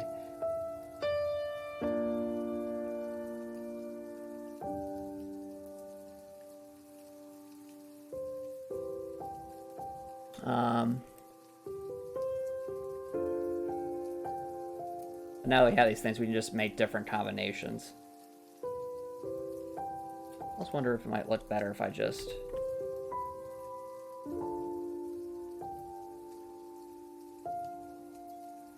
that works. Anyway, now that we have these combinations, all we have to do is just mix them up a bit, and that gives us some variety. So, you have one where it's a beaker and a big flask. I have one where it's of these.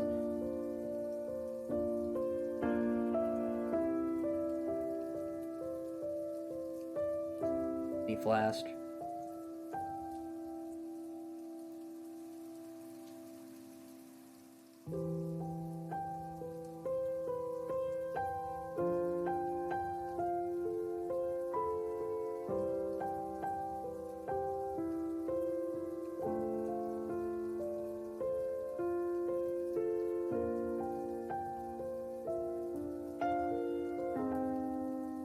And we could also have a situation where it's multiple of the same.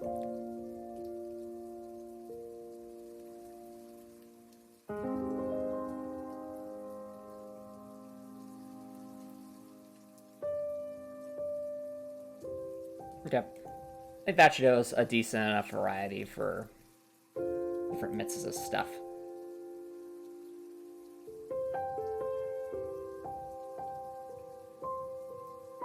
Yeah, seriously, KJ Sparks and Copper Nicholson. Dark Souls is the kind of game that teaches you how to get good at video games.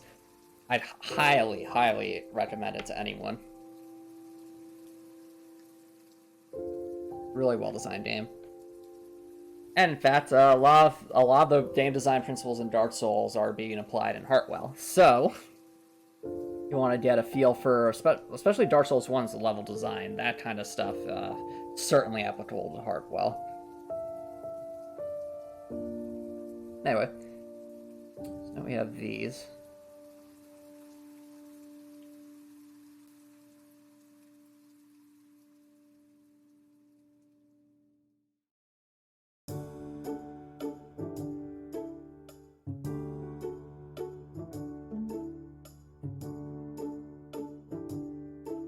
Let's save this.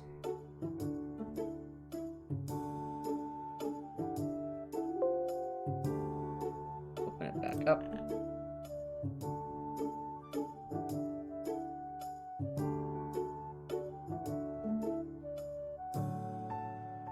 Now our tile set should be all updated. Just like that. Excellent.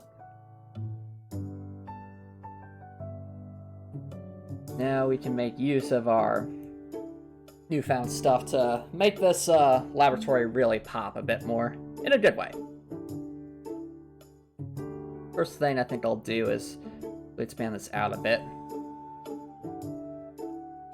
So now that we've introduced the player to the collectible, this would be the part where we can start to play with those mechanics just a smidge.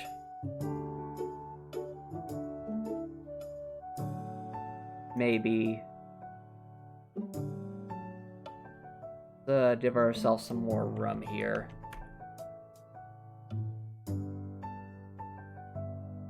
One, two,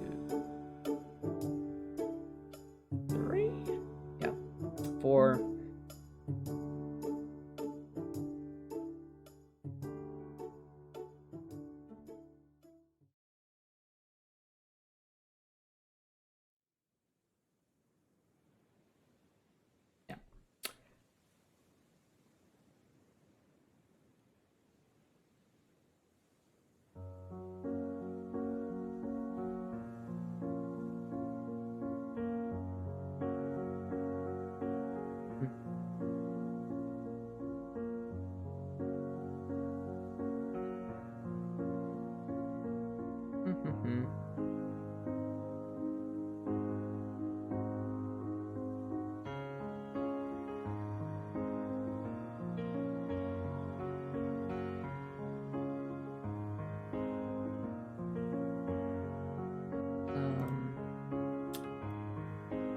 Actually, now I'm thinking about it, I do need to... Well, no, I can't go to the right here. This needs to... This space needs to be open for the well, so... Moving more to the left here makes sense.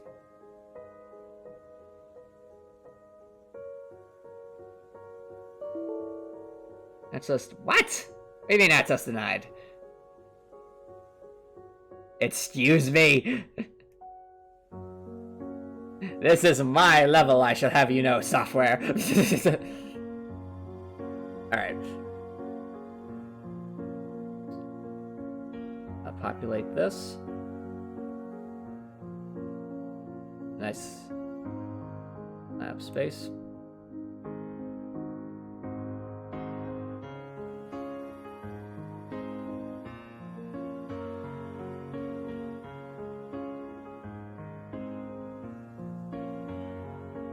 There we go.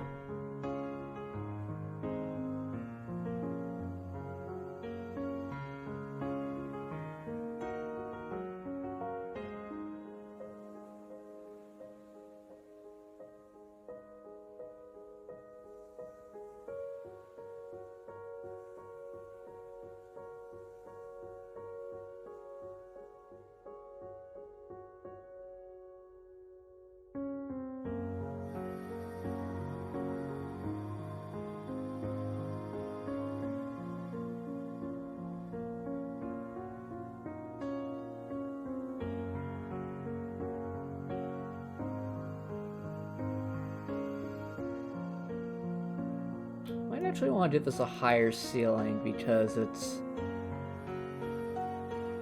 definitely going to be out here.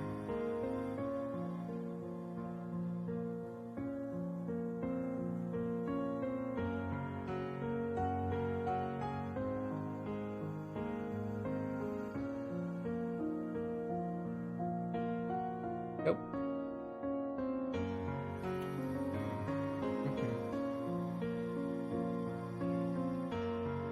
Oh no, Joel, no. I am not. Yeah, yes, how dare I try to access my own files. Oh, computer.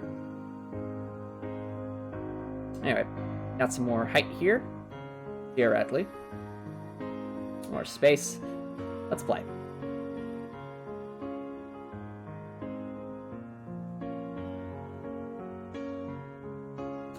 What I'm thinking would be cool is now we've introduced the player to the Cabrattle. Let's play with the Cabrattle a bit in terms of their mechanics.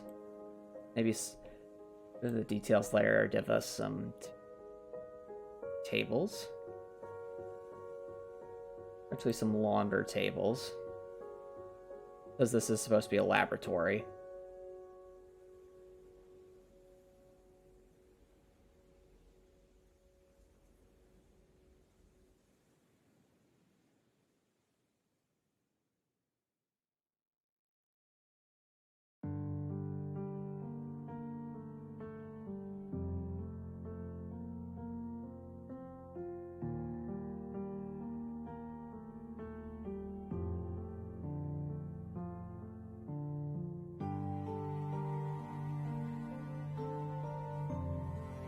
I could do something like this, though.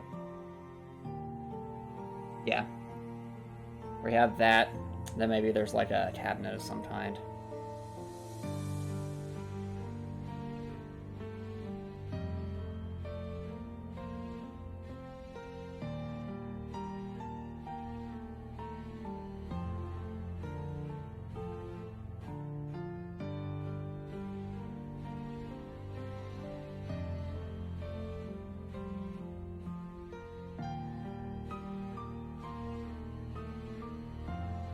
We just copy that out a bit.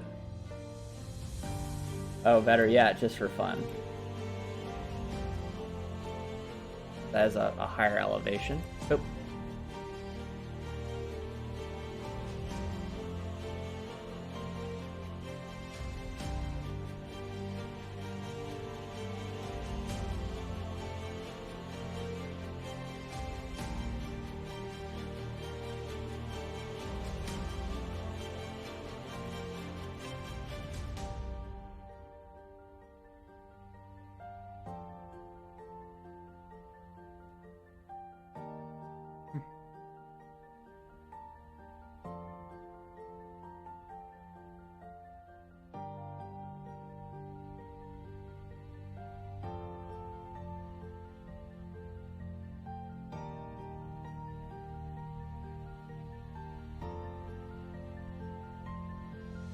Mm-hmm.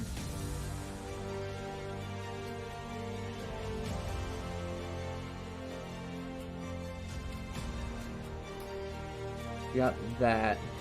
I would want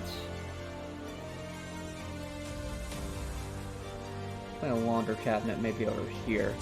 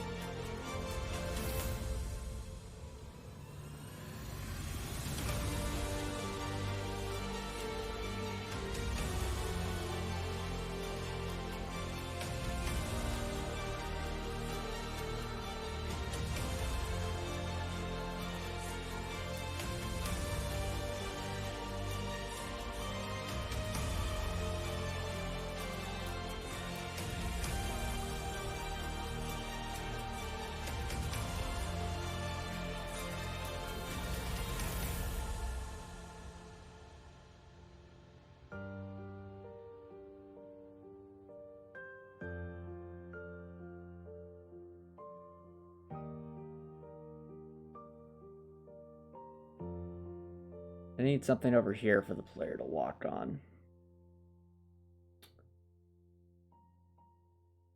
You have like scaffolding. That'd be neat. Maybe some upper observation platform. Yeah, something like that.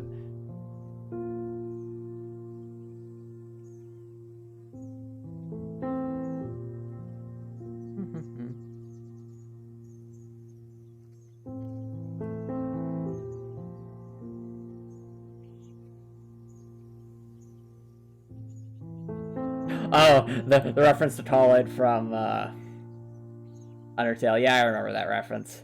The dirt reference.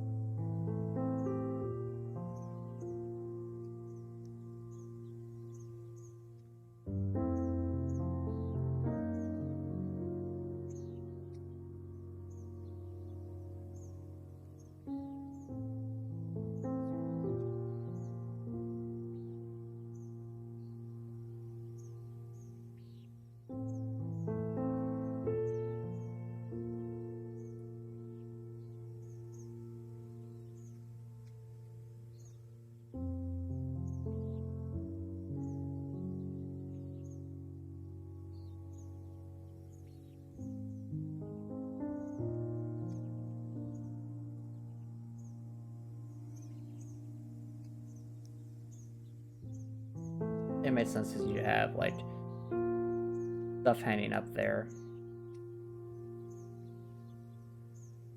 There's a platform.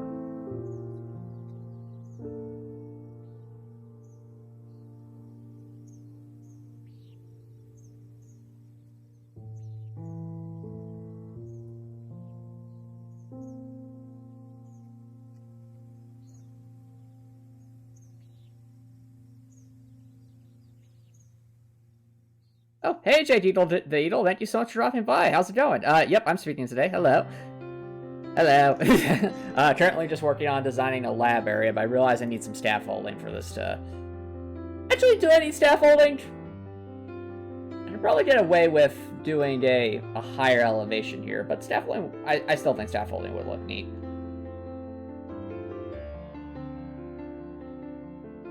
Well, let's try...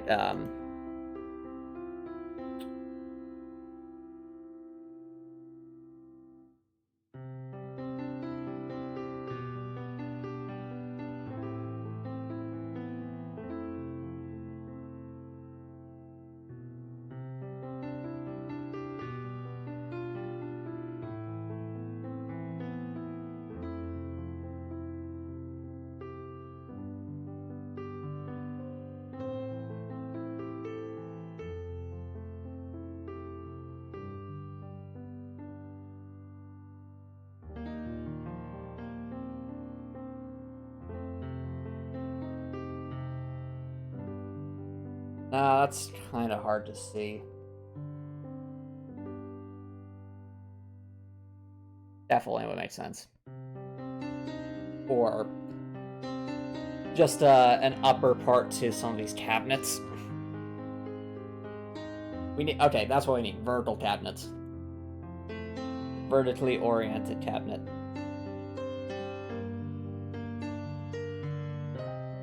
What's a Venite influence? I don't know what that means.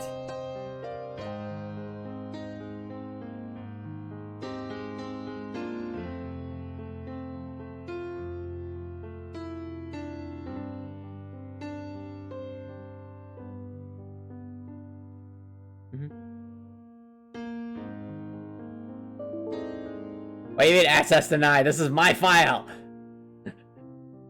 Why you do this, computer? Alright. Have I done vertically oriented beds yet? I have not. Alright. Oh, there's a time for everything, isn't there?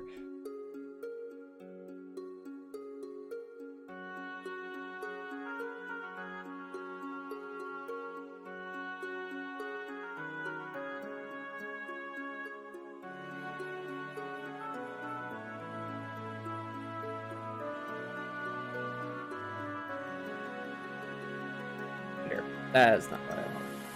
Here we are.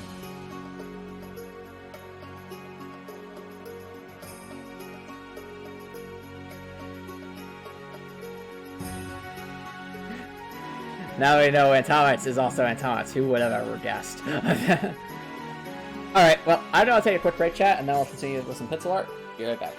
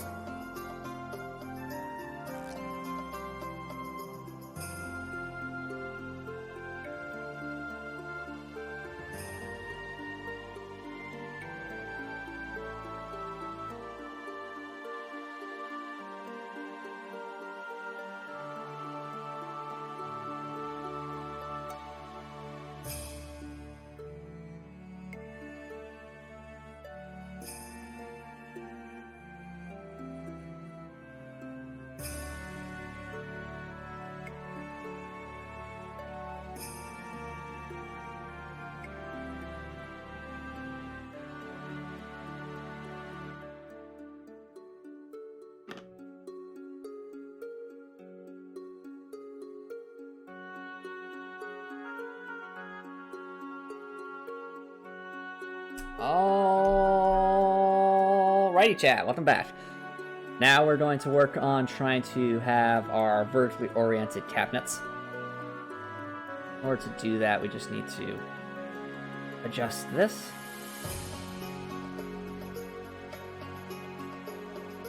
Basically making a corner of sorts. Let's make a design.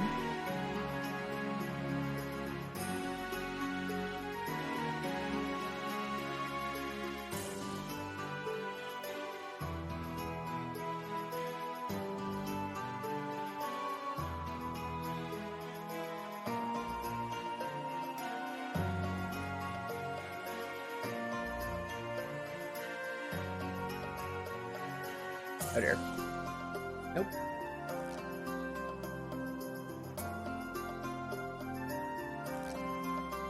Maybe we'll need to.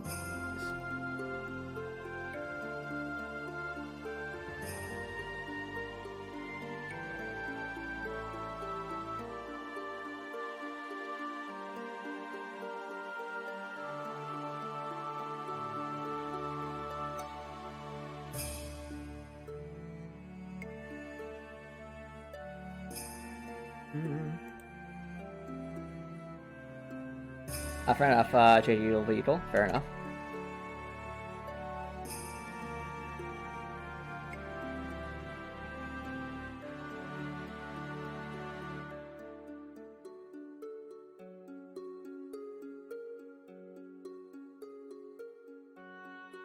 See here.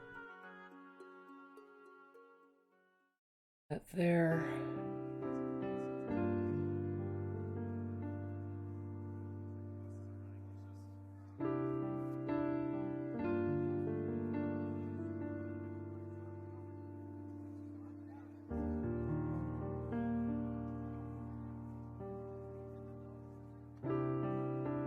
Also need just the side of a cabinet, but that's something else we can work.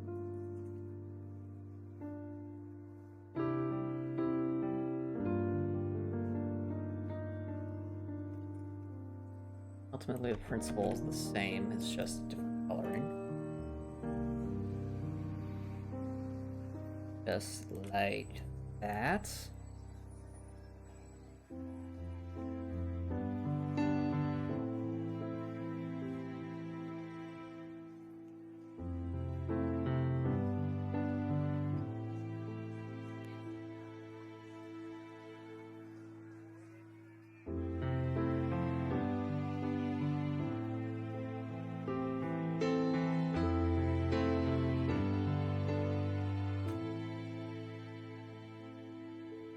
We also need to make some different junctions here, just so that those work correctly too. Let's expand upward. Yo, Jake Eagle the Eagle, thank you so much for the 3-month subs, man. I really appreciate it.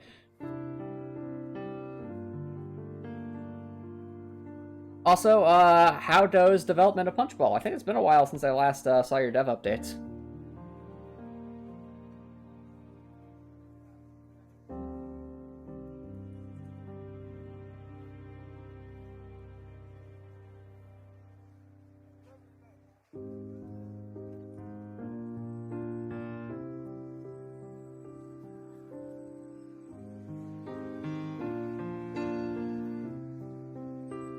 Oh, fair enough, J. Deedle Deedle.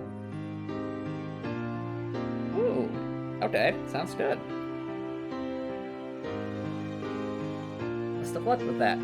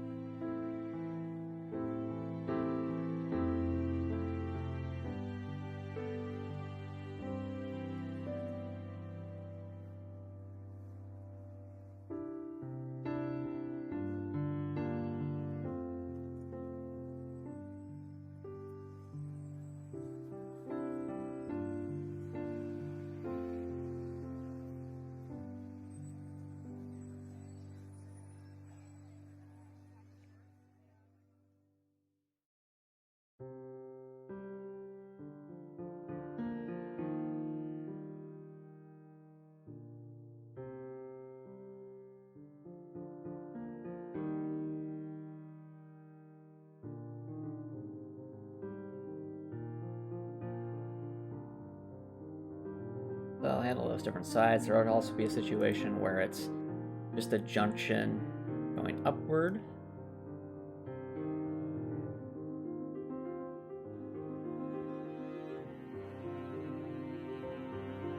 Like, just like that.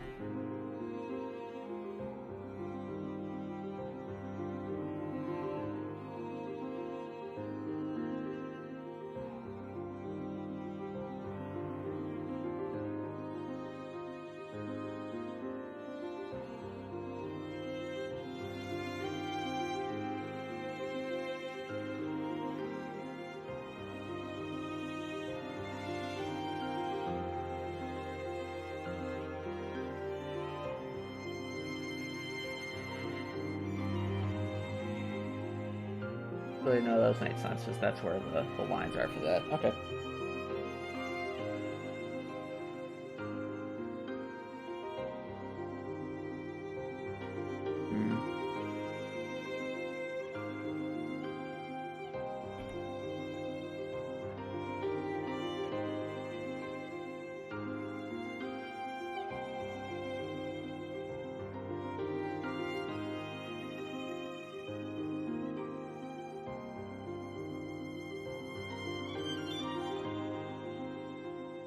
Right. Last but not least, the situation where we have just a massive section of cabinet. Combination of both. Some kind of junction.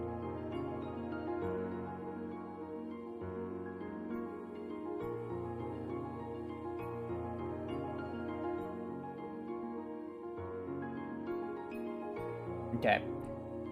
We have cabinet, ladies and gentlemen. We have vertical cabinet junction. Now we just need vertical cabinet wall. Since they're not all going to just be that. Might be a cabinet that's just there for support.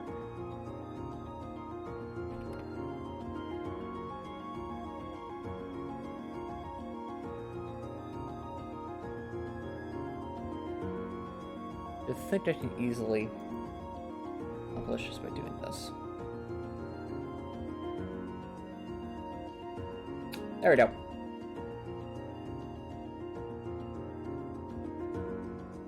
Give us our cabinet stuff.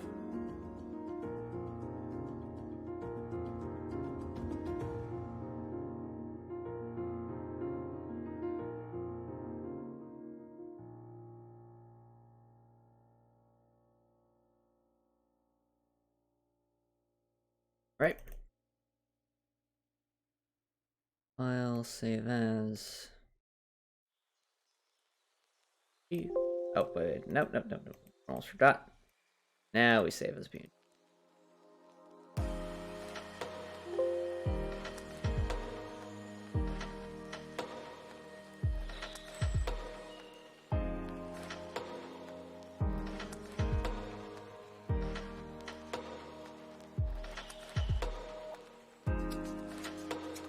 There they are. Alright, now let's play.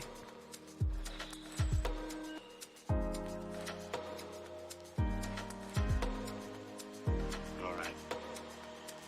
I'll tell you the truth.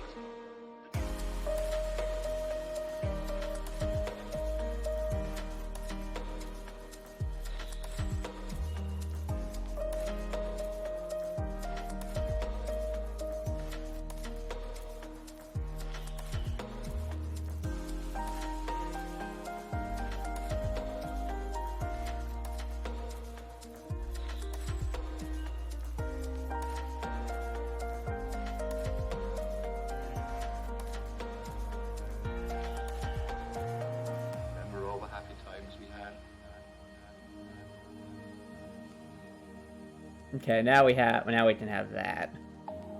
Exactly what I need to make this kind of an area.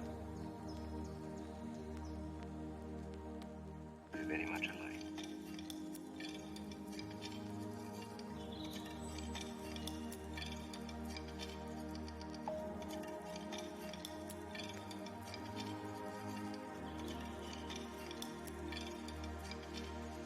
Remember all the happy times we had?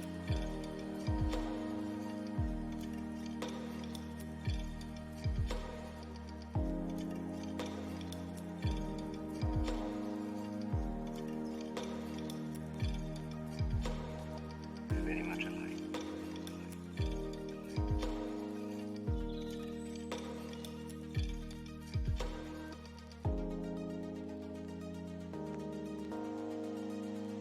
All right. I'll tell you the truth.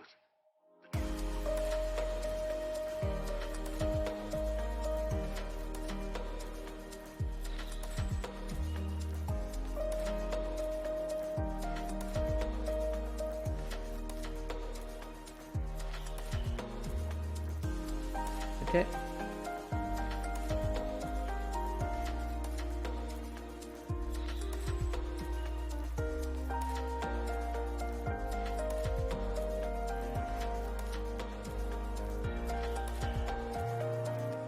Yeah, fair enough, JD. UI work isn't nearly as interesting as other parts of game design, but still quite necessary.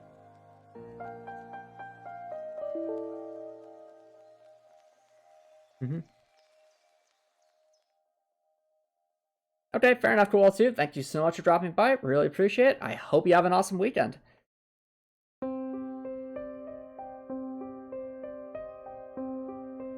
Indeed, KK Sparks, indeed.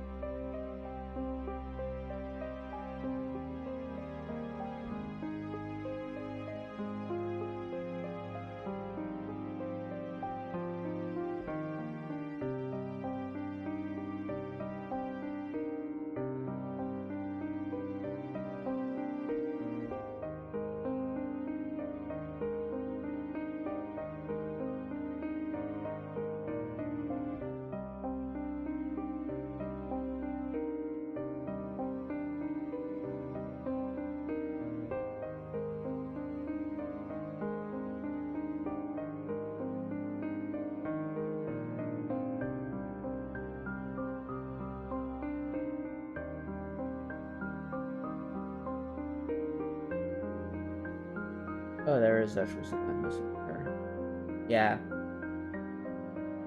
Yep. Yep. Okay.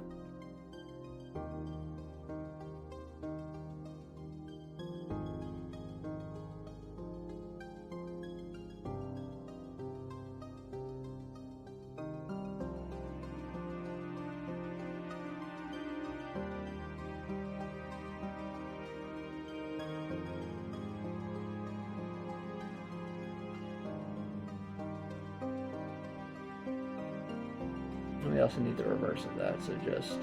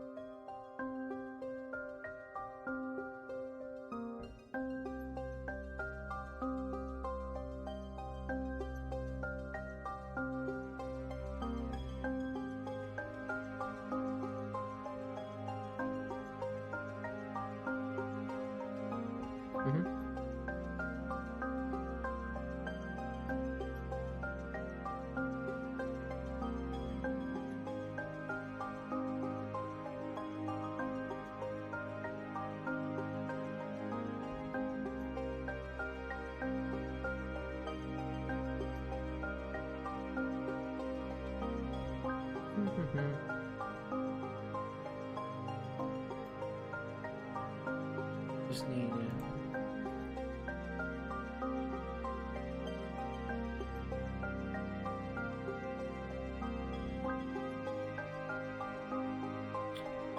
Cool. Cool.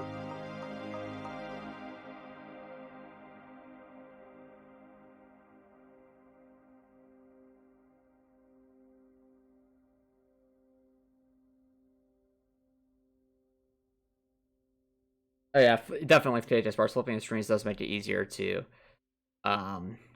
make some certain things, at least in pencil art.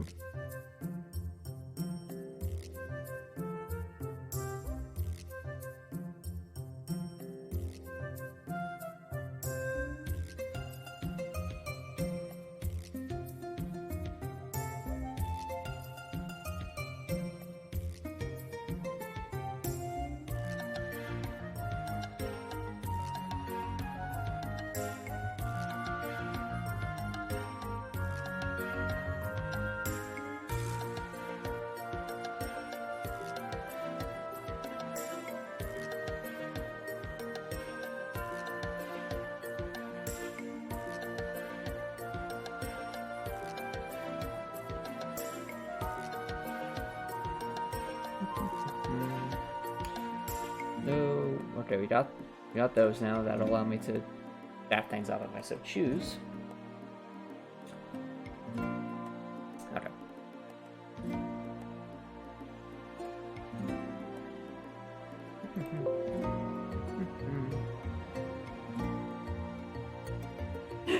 You might be the artist that have preference to symmetry streams. Fair enough, take his parts.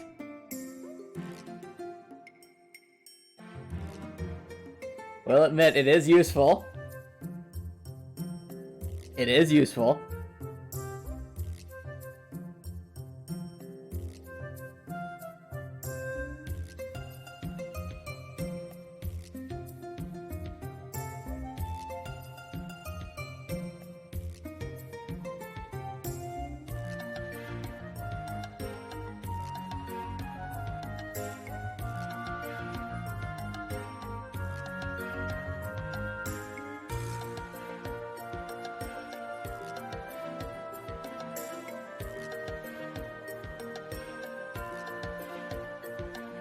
All right.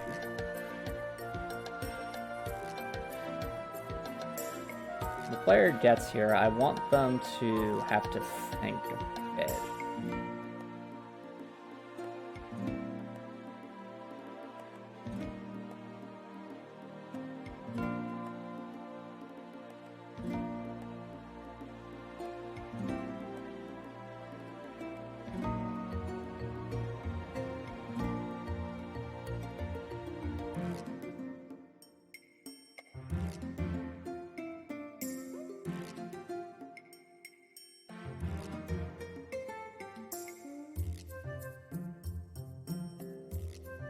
Such an indication of just how tall that is.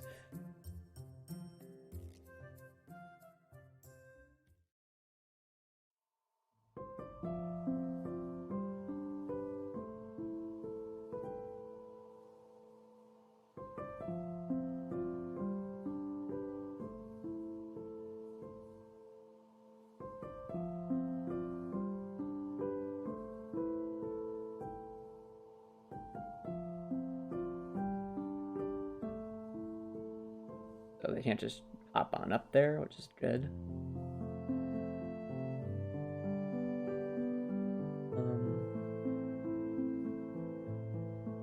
Do over here. And we're introducing the player to the rattles.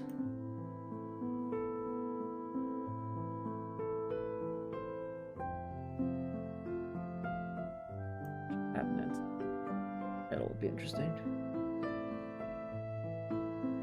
That's fair, KJ Sparks. I have to imagine they would cost a lot of money.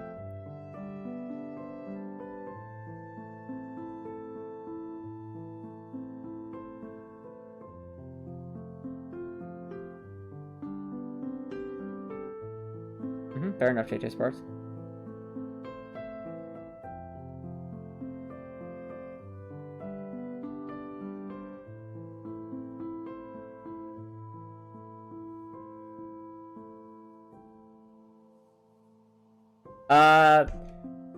The intent, Rektor, is there would be, you know how, like, sometimes you go up to certain objects in RPGs, especially older RPGs, and you can press a button to, like, have fluff dialogue there? That's where the lore stuff would, where, like, we'll say, the extra lore that adds wisdom would come into play. I'm not sure where those would be yet, because I need to actually design the levels first before I consider what lore to add and where. But, or what lore to incorporate and where. But yeah, I do feel like probably some kind of lore in the lab. Maybe not this room specifically. I know there's at least one lore tidbit that should be interesting. But it does involve designing more unique pixel art for that stuff. Which might actually make sense to put here. Actually, yeah. It most certainly makes sense to put it there. So let's draw that. I actually need to draw a machine now, chat.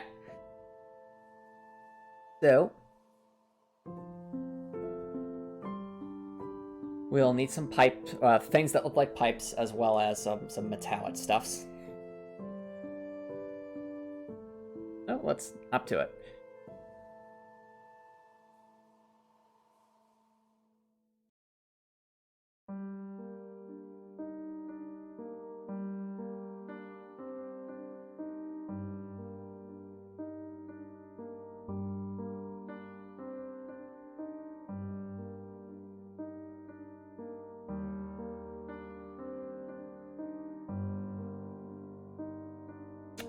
Draw this. I think I'll actually first need something like this. You'll see what I'm going for in a second, chat, but first I need to have a baseline to work with. We'll start with this machine to have put up here.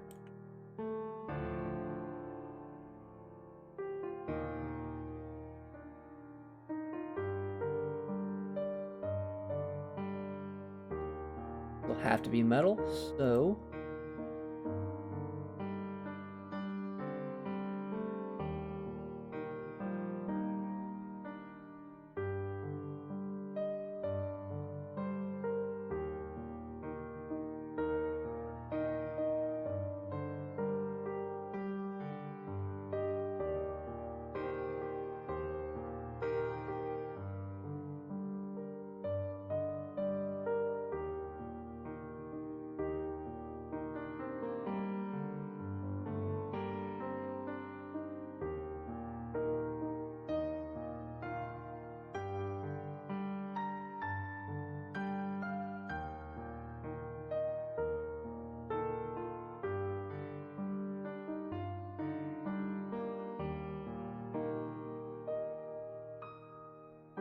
No.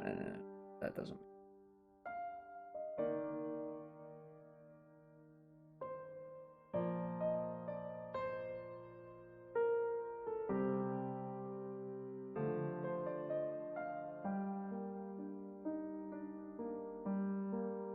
Yeah, well, that does look like some kind of metal.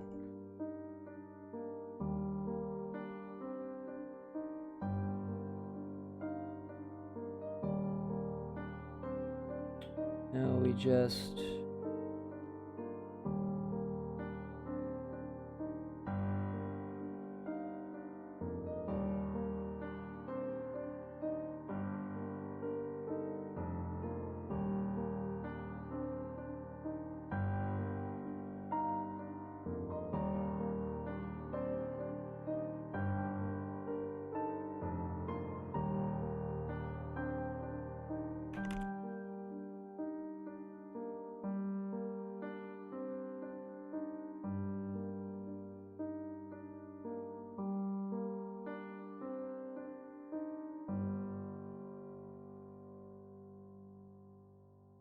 Oh, okay, fair enough, Record.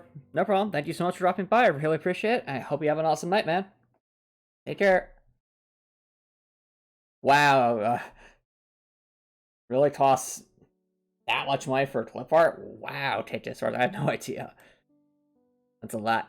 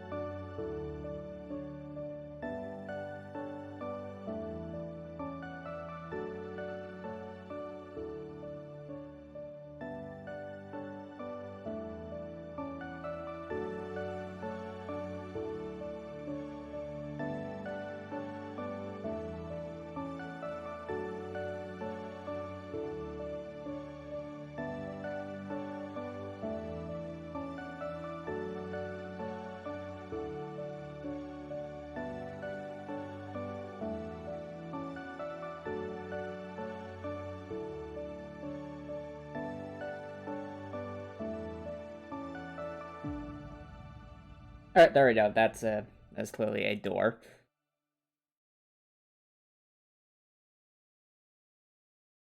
Then we can have...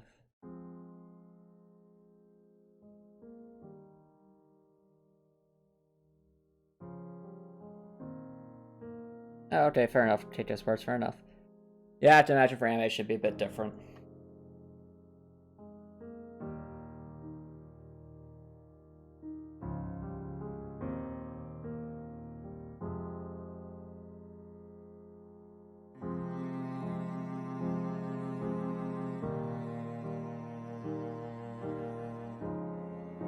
This...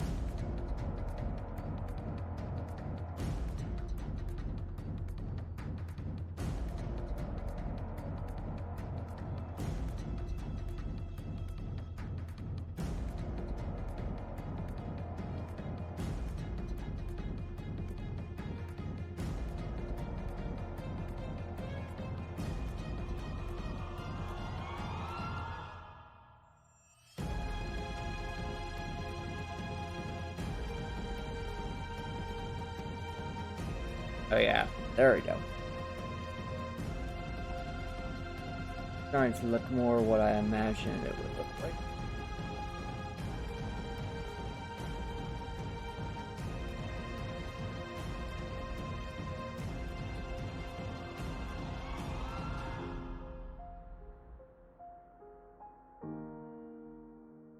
I need some details though.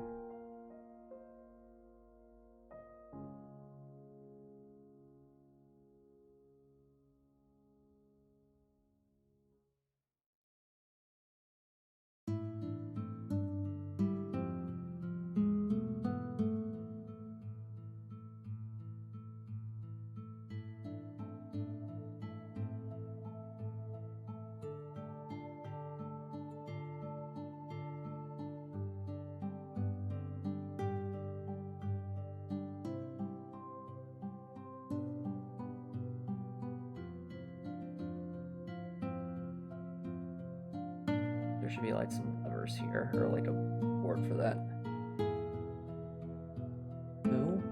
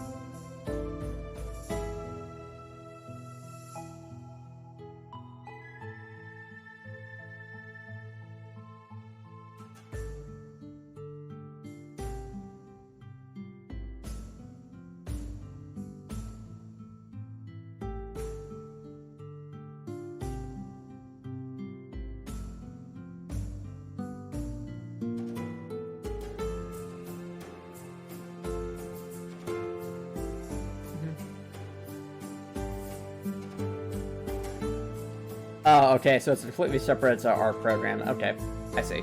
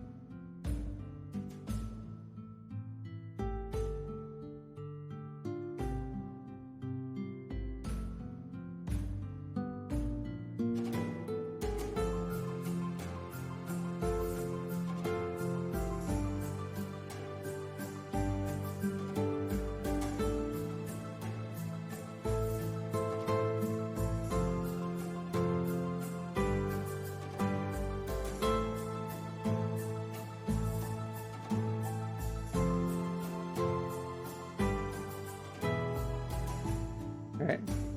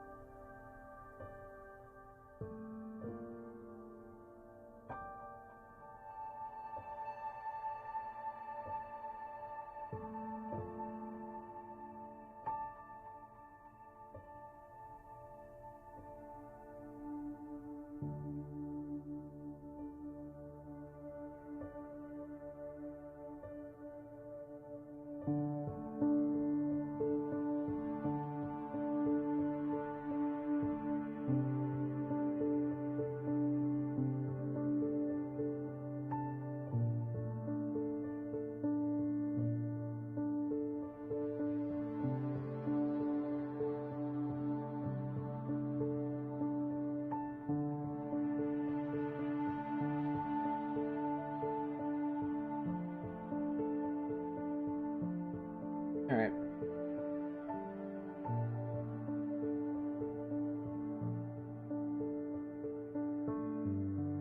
Nope.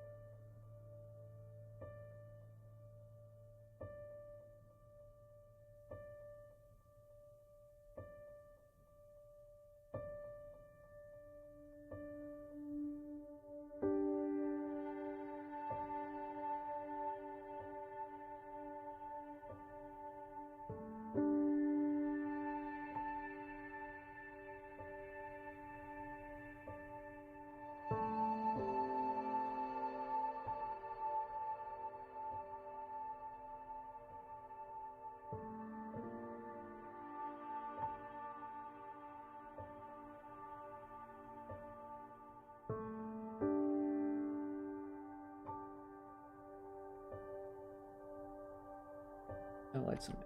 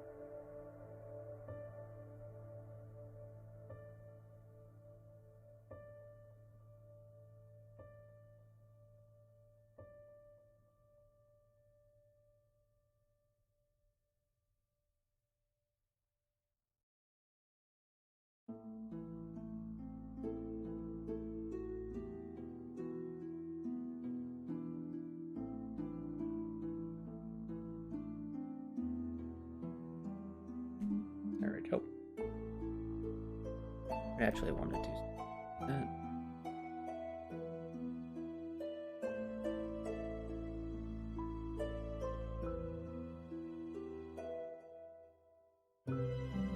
Okay, there we go. That's more like it. Okay.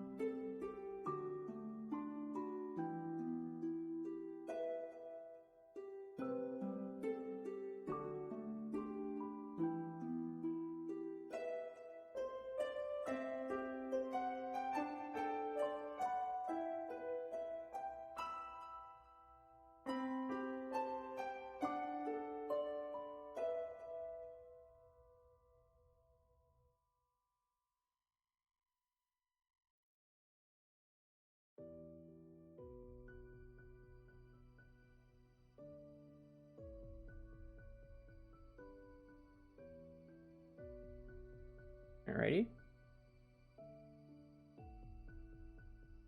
So he says some old commercials fake as fair enough.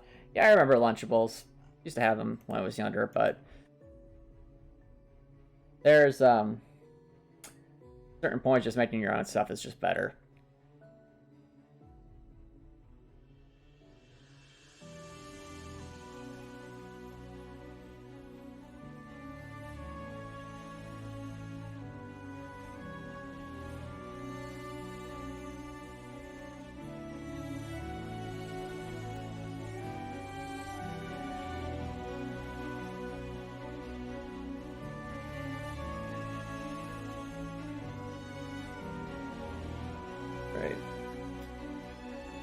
We are getting there, chat.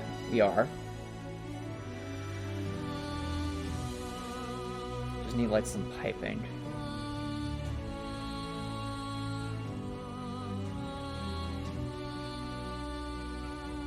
With had something that looks more akin to what I'm thinking of. Aha! Get that.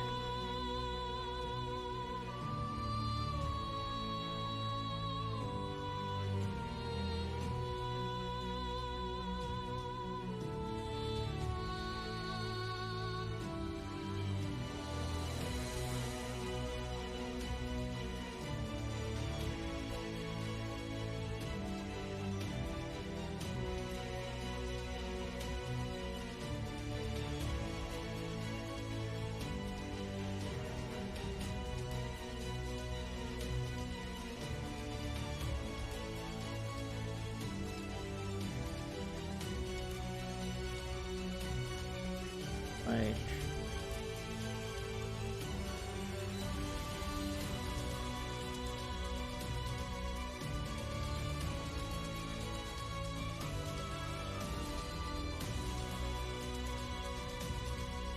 This has a bit of a curve to it.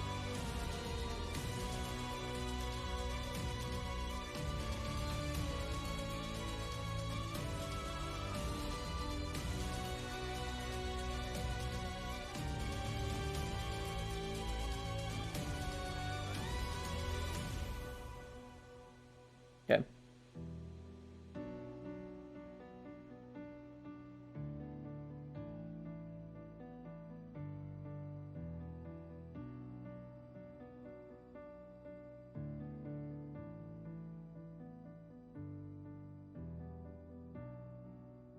I don't think that's accurate, Copper Nicholson. I think Kakia was the Greek goddess of vice, or something like that. So, not a good thing.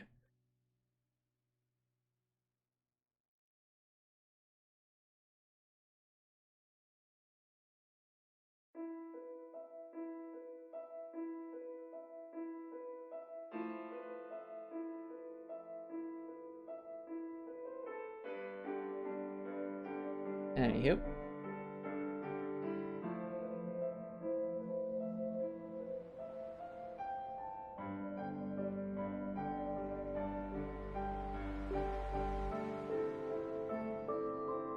That angle right.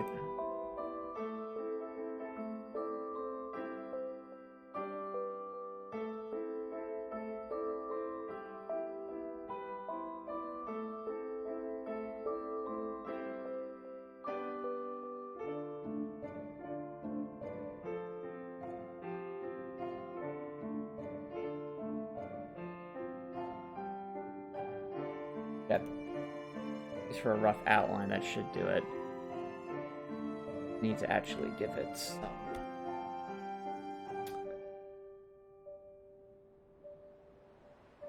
lighting.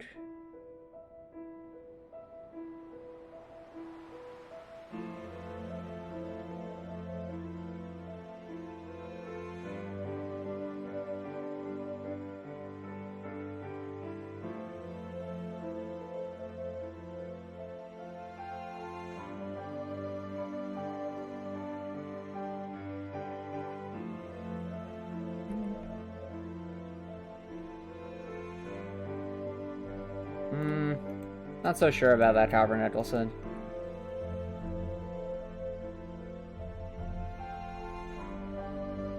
Alright.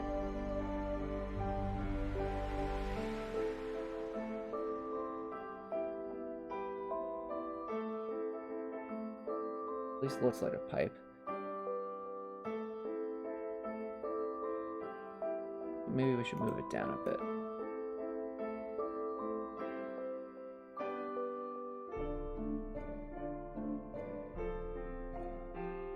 Ah, the joys of perspective, chat.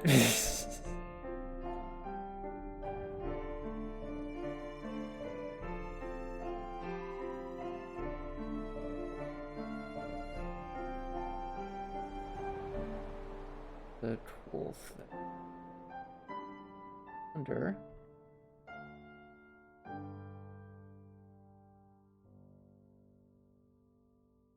Okay, yeah, something like that. Get the point across.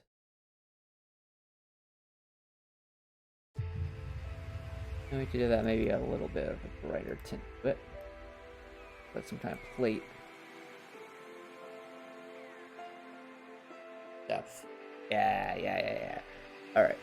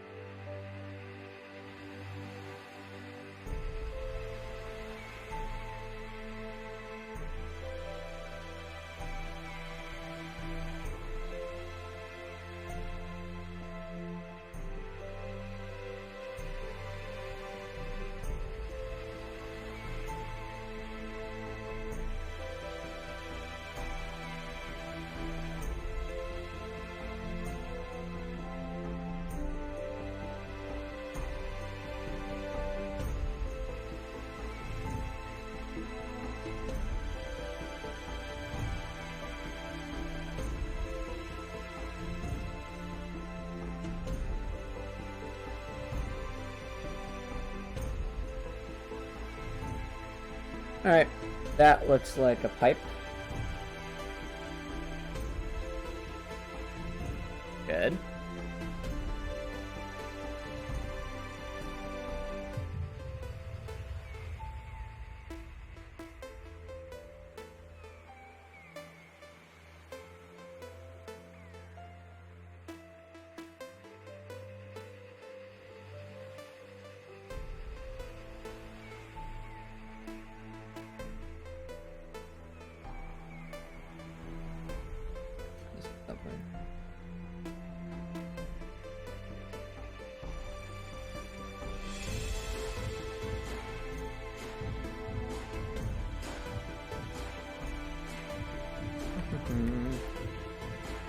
There you go.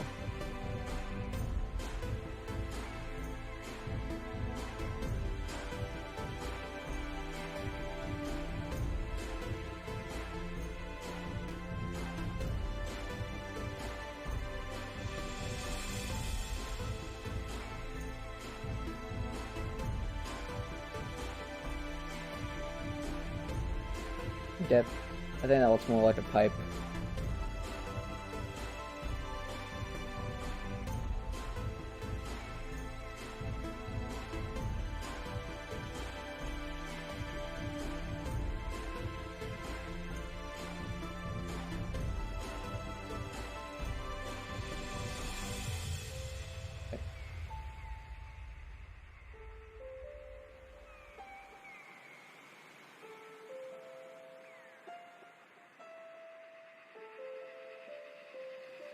Oh, a neuroscan. How Tom Tay Sparks?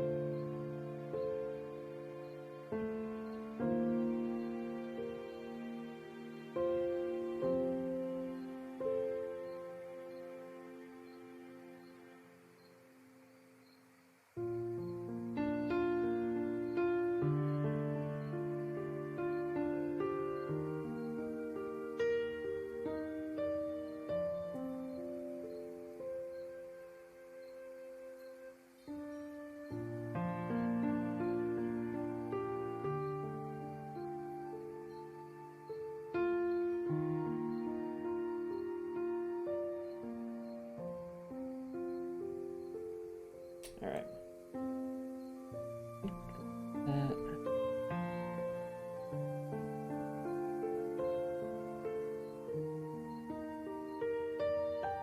You have like a double door sort of thing.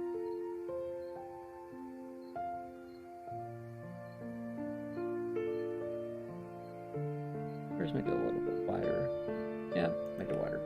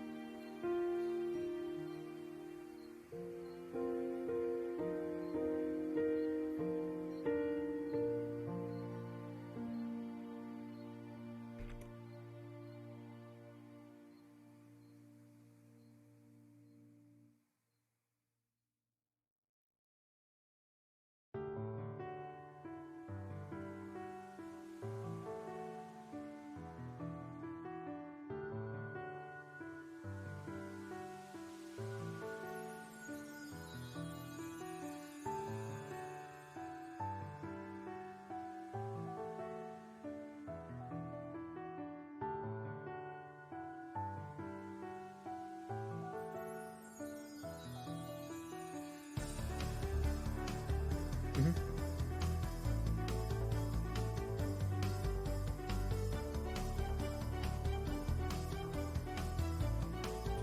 Feel like anything like... Okay, fair enough, take this works.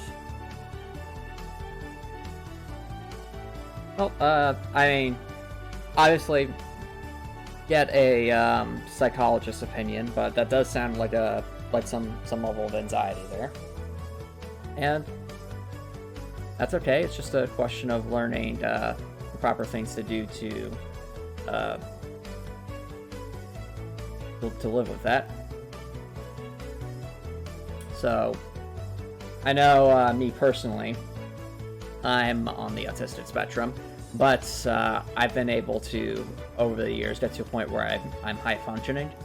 So you might not even notice that I'm on the autistic spectrum as I go about my stuff. But if you look beneath the surface, yeah, I am. And it's mental health is important. Like, it's important to at least get a baseline of where you're at, and try to do whatever you need to make sure that's manageable. And I also like to say that if you do have I think the term is, if you're not neurotypical, that's just the term for someone who has a quote-unquote normal brain. Whatever your stuff is, if it gives you some kind of advantage, or if there's some advantageous aspect to it, make the most of that. For example,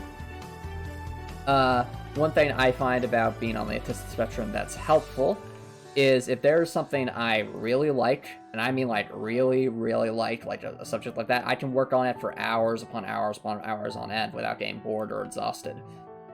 So that's one of the more positive aspects of being on the spectrum that I like to leverage when I'm doing stuff like this, or doing stuff at my at my job.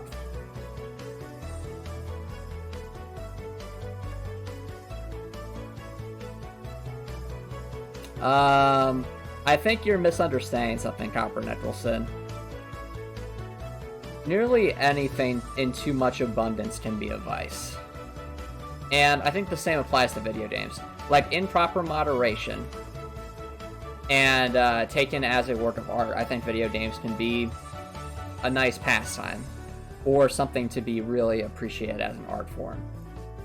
However, as with anything, if you spend too much time playing video games, then you lose your ability to work on other stuff that might be important, like, say, taking care of your hygiene, eating, drinking water, doing work, things like that. So, at that point, that just becomes the sin known as sloth, which is delaying in doing your proper responsibilities, whatever those may be. Which is not good. But in moderation, it can be a healthy thing, because that can be a leisure activity of sorts.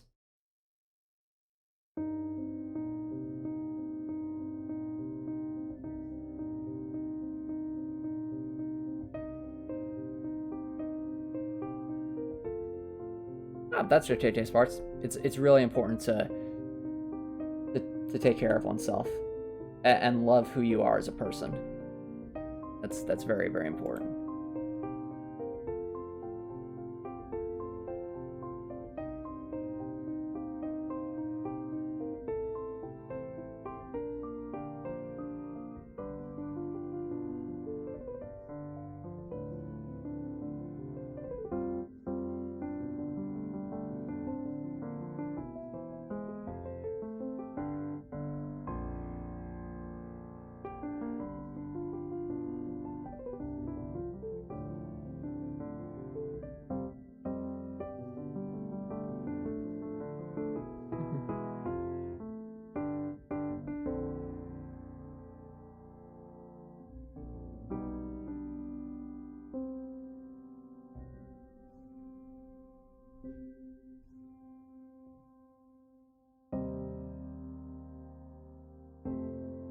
And so I guess my advice would be to anyone who is not neurotypical, be kind to yourself, embrace who you really are. Don't try to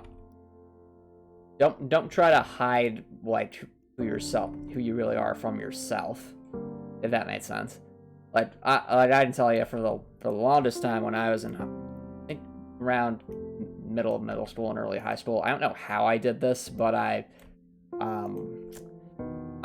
got into a state where I told myself mentally, I'm normal, something like that. And what that did to me was it made it really hard for me to really understand things, because I almost like put a mental block in terms of remembering that I was on the autistic spectrum for the longest time, and that just wasn't an honest way for me to live, because I'm not really accepting who I am at that point. And so when problems arise, you can't quite get the help you need because you can't really understand where you're coming from at that point. I'm noticing I'm accidentally copying over things. Whoops. So, again, you're not neurotypical, and embrace who you are, but also recognize that there may be some things you have to learn that might be harder for you than it might be for others, and that's okay. But it's worth the effort to learn those things so that you can be a happy part of society.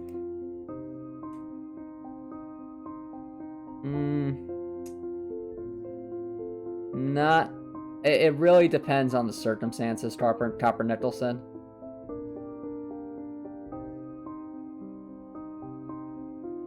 Exactly. So that's the other thing, Spudkip, is most of the deadly sins are extremes of something that could be considered a virtue in some respects. So if you look at, let's look at pride, for example, since pride is considered the deadliest of the 7 deadly sins. Pride, being proud of what one does is actually a positive thing. Like, it's good to take pride in what you do as a person, like in your work. Like, I take pride in like doing this pencil art for Heartwell, for example.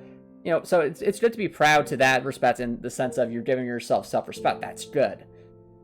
However, taken to the extreme, that pride in your work can become a point where it becomes almost worship of the self.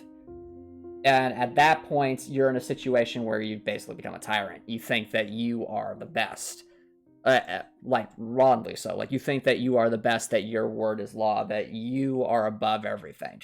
And that's a very, very dangerous place to be. So that's why the act of being proud can, if it goes to the extreme, becomes pride, which is a sin. Same goes with all the other stuff. Like you were mentioning, Swatch, that's a good point. Anger is a subsidy of wrath. So, obviously, you need to be able to stand up for yourself. That's important. So, that could be considered a virtue of sorts, is being tough enough physically and mentally to stand up for yourself, protect yourself, stuff like that. To assert yourself. Basically, being assertive. However, taken to its extreme, that becomes wrath, where you just attack everything in sight, or be super duper aggressive and things, and that's not good. Same thing goes with relaxation is important. Again, because you don't want to burn yourself out, and everyone needs sleep, everyone needs to take a break once in a while, that's important. But if you just get to a point where you don't want to do any work at all, or hardly any work, or just the bare minimum of work, that's sloth. You're becoming, you're getting to a point where you wouldn't be able to take care of yourself. And you're only caring about the pleasures of life, not recognizing that those pleasures cannot come consistently if one does not put in the work. So that's what I would say, Copper Nicholson, is vices are not a good thing, but rather virtues can become vices if they're taken to their extreme. And conversely, things, if we're talking at least in terms of the 7 deadly sins, and the less extreme variants of that might actually be virtues. It depends on the circumstance and what you're talking about.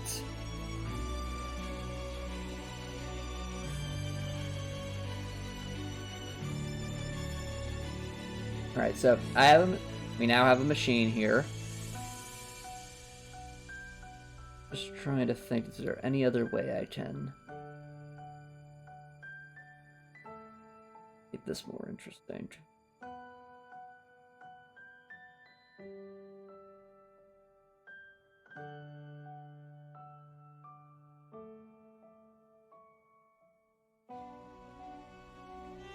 I almost want like a rounded shape here just for fun.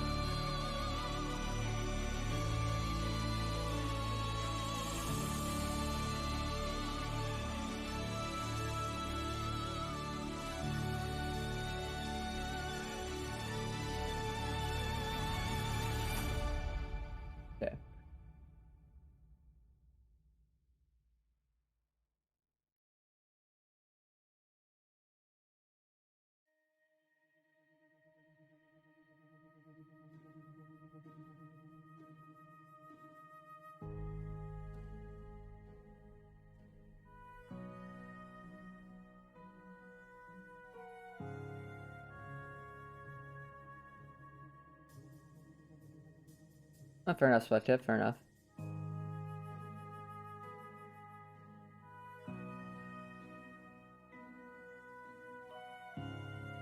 And Dan Topper Nicholson, I'm going to strongly disagree with you there because you gotta. Vices are not a good thing. Simple as that.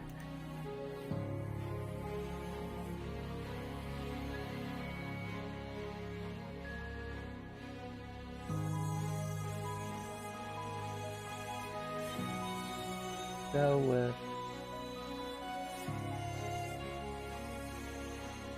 Need some indication of where this goes.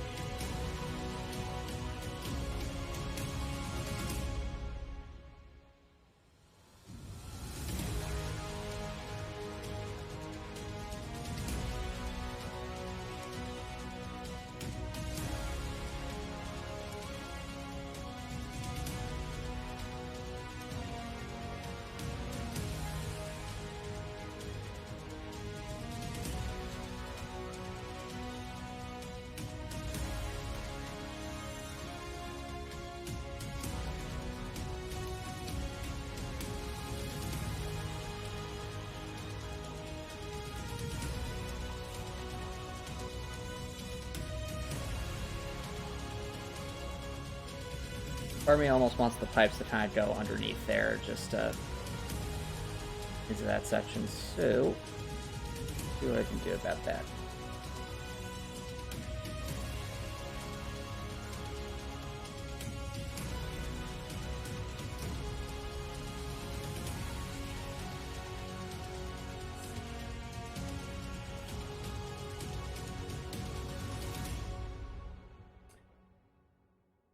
again, you're thinking about this as like a flip of the coin, Copper Nicholson. It's more so you've got, think of it like, as with many things in life, things can be seen as gradations. So think of it more like a bandwidth of actions.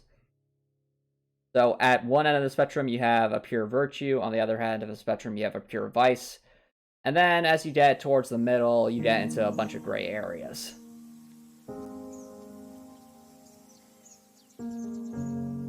And that's all I have to say on that matter. If you want to contemplate it more, by all means, feel free to do so in your own time.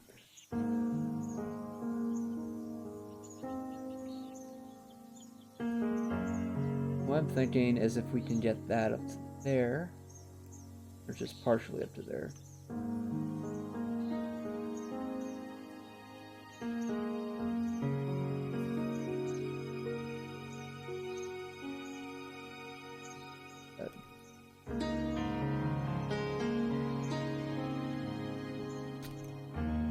Anywho,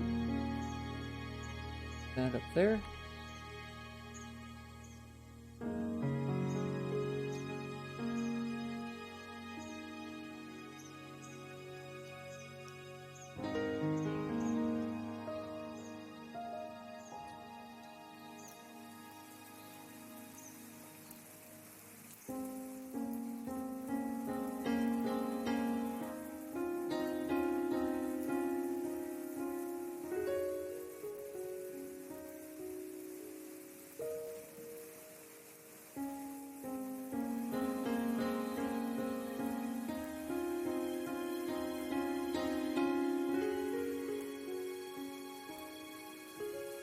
Cool. Alright, there we go.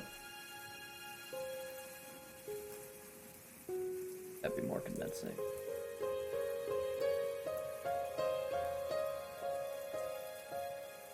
I feel like those original shapes as an idea.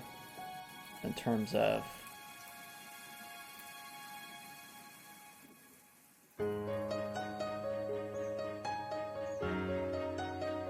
we actually got there.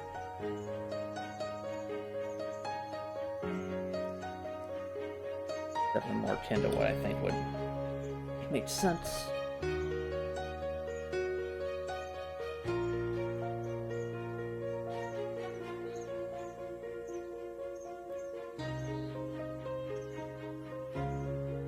Yeah. Yeah. There we go. Alrighty. I think our machine is looking kind of what I was thinking of.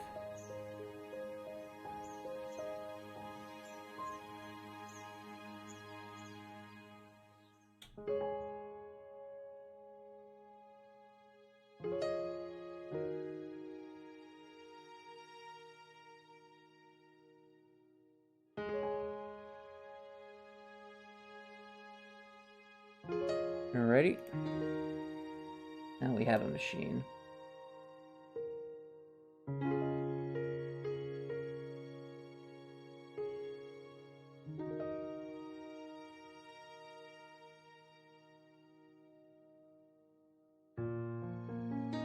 So you might be asking, chat, why did I bother to make this thing? Because it's clearly that's a little bit complex. Well, I'll give you a little hint. I can just figure out which layer these are on. I did that layer. Give these each a pushed.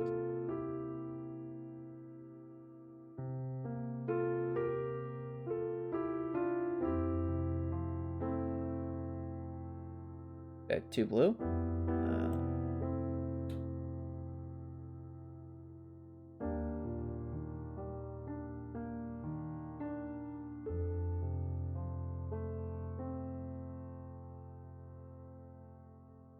That should work.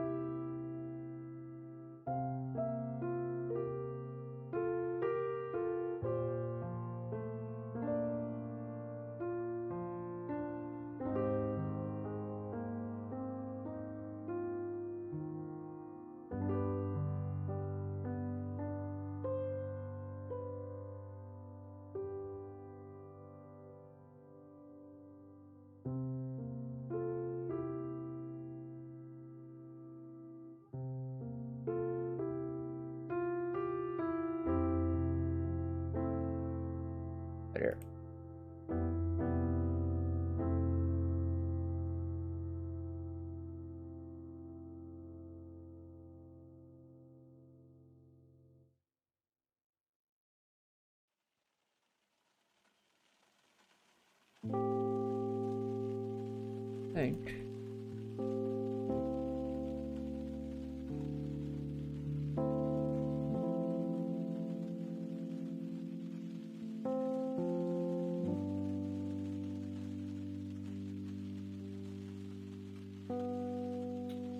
Alright, there we go, chat.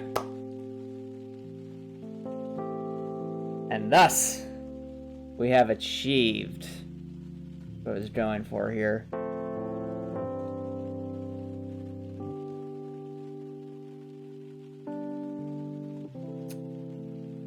So chat, does this kind of make it a little bit more obvious what's going on here?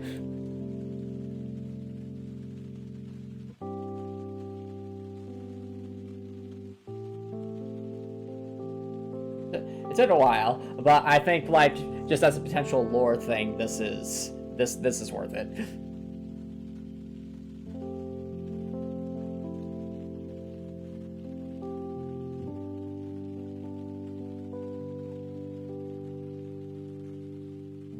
No, Copper Nicholson, that's not what it is.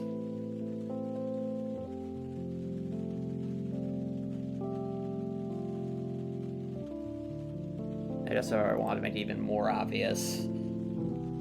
Draw some arrows here, but that would just be...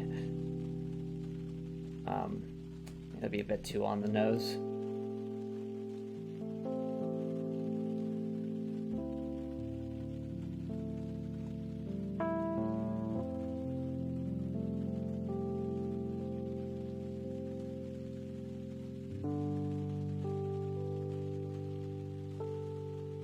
Actually, I do like that. That's a nice little aesthetic. Okay.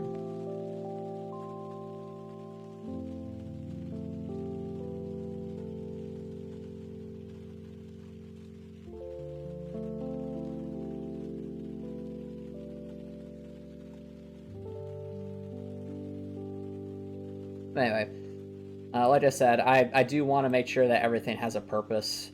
And drawing this will at least provide some explanation as to why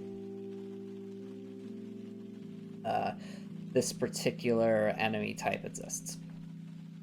And I'll leave it at that for now.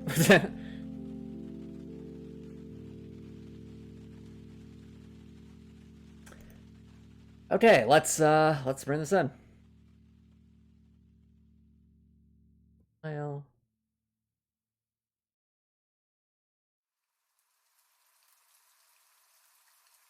Well, actually, first...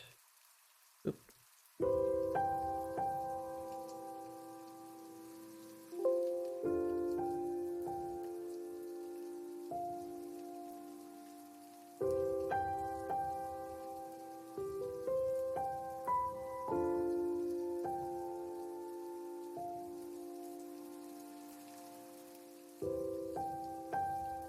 Alright.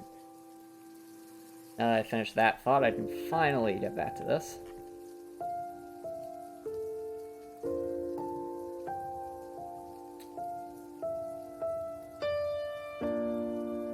Oh, actually, yeah, it might make more sense up there.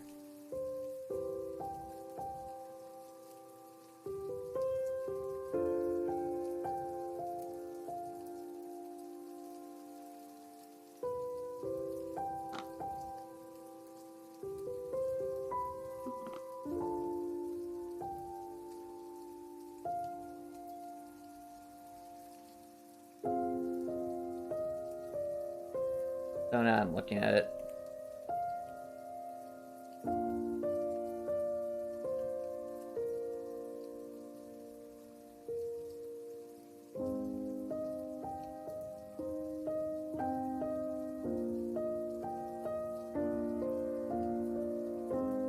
Actually, yeah, that should do.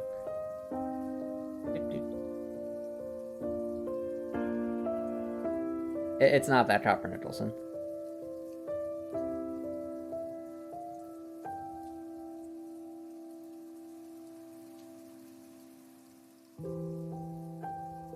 Before I do that, I need to move these over.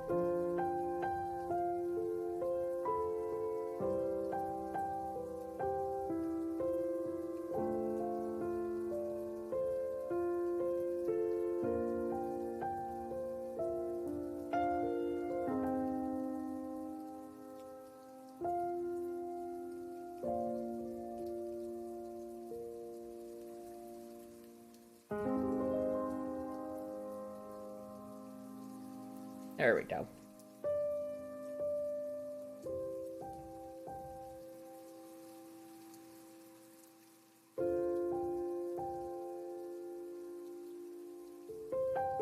I have to put it in the center of the room, maybe. There could be a bunch of these things, actually, now that I think about it. Widen the room a bit.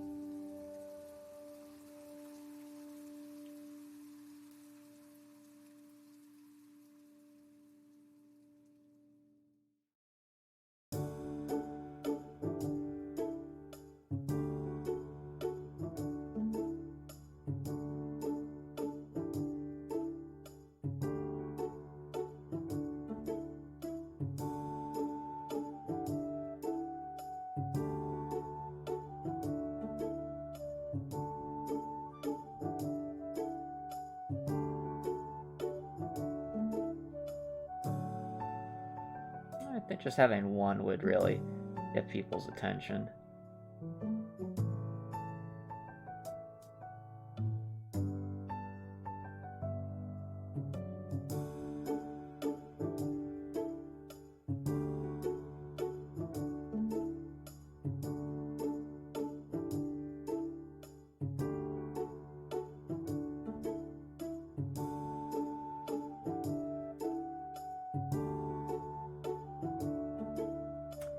Actually, yeah. No, this would be even better. Let's have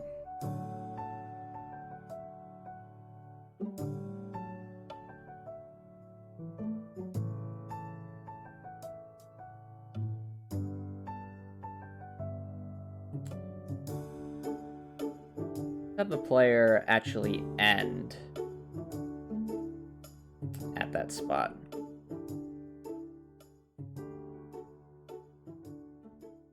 So, and towards the center of the room.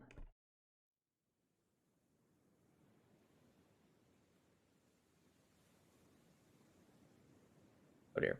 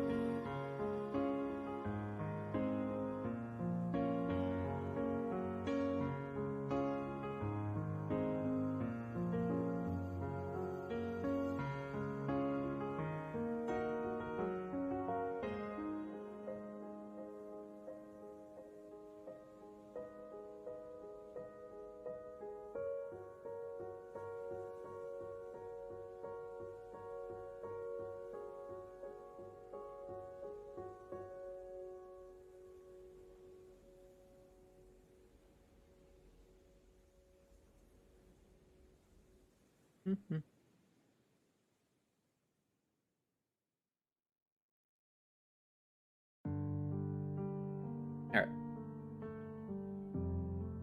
There we go. Now we have a nice swirling path on top of the machine. Get to something. I almost want to increase the height by 1 so we have more space to work with.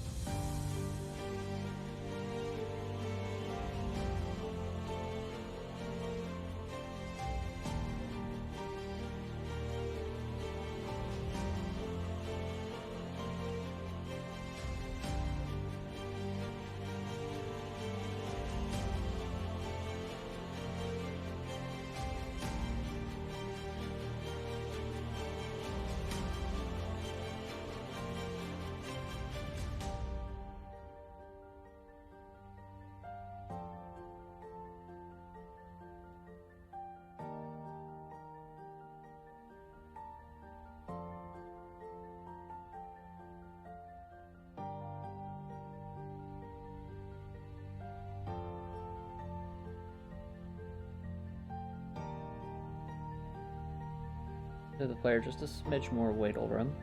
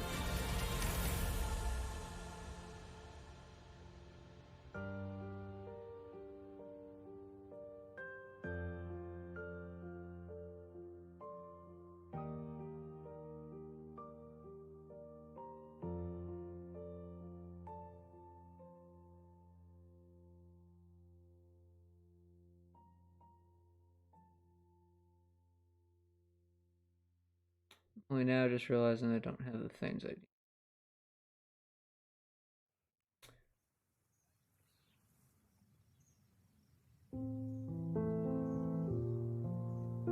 Okay, fair enough, Topper Nicholson. Have a nice dinner.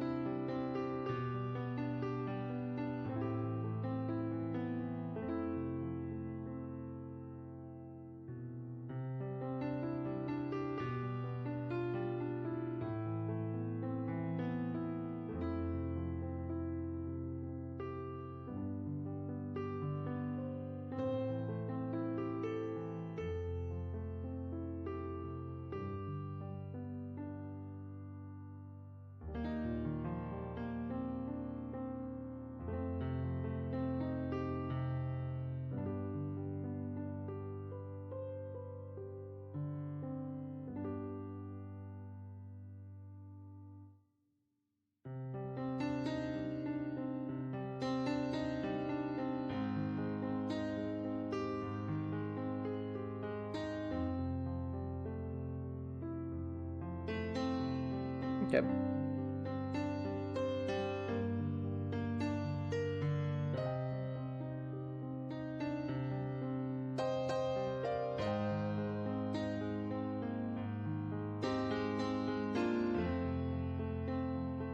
Now we challenge the player. Oh, what am I working on, Topper Nicholson? I am working on level design this lab area. Currently getting pretty close. Then player comes up here. Now we'll present them with just a smidge of mechanics. Get used to. So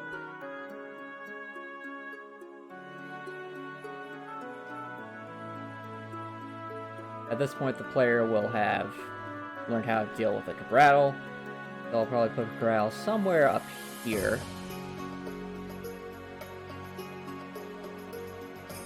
You're thinking like around there would be interesting.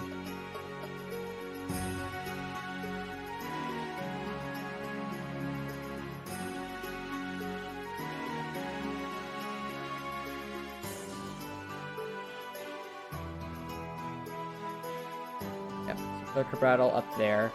We want the player to go up there because there will be a key. So let's go with an iron key, make it a bit easier to see.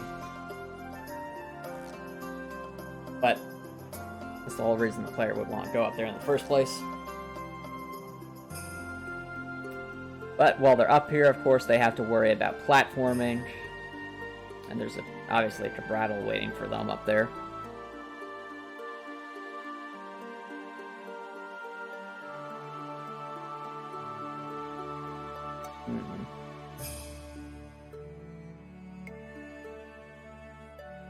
Well, now I look at it, really need...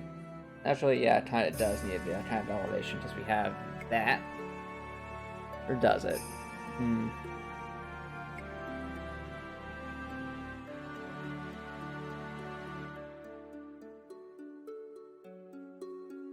Move.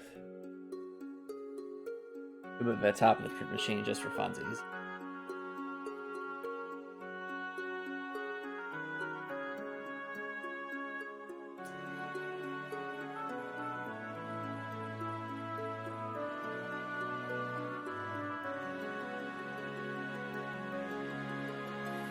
Actually, no, I think keeping it in the center still makes sense.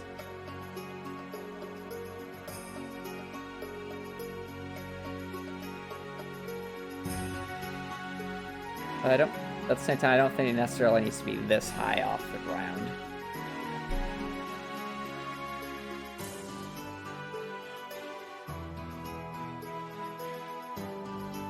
Oh, actually, actually, no, this gives me an idea.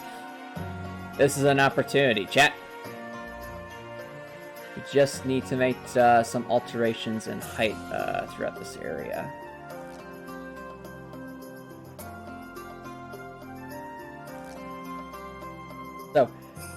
So here's my thought, chat.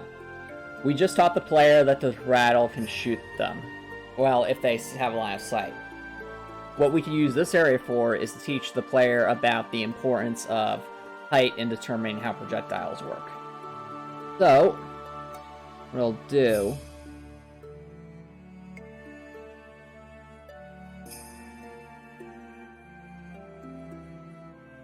is actually have varying heights throughout this area, just to teaching the player just the importance of height.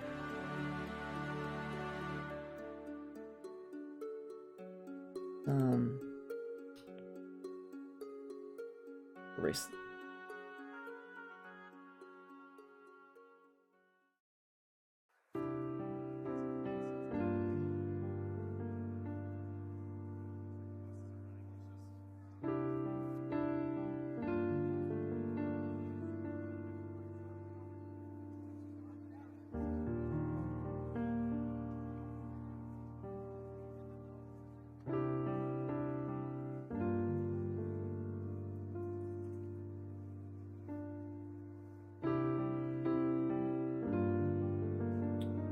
can do here.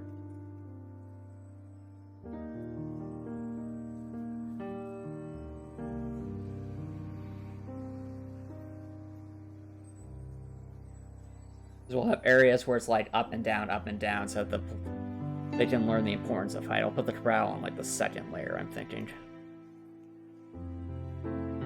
Like that.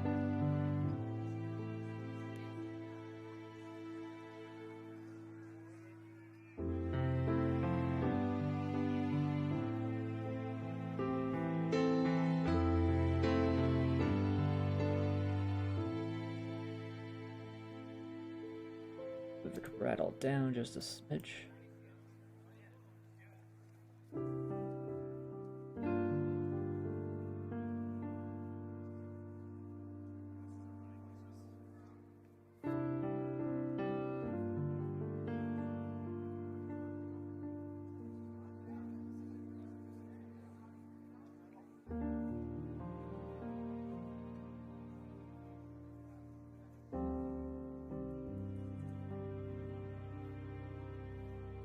Okay.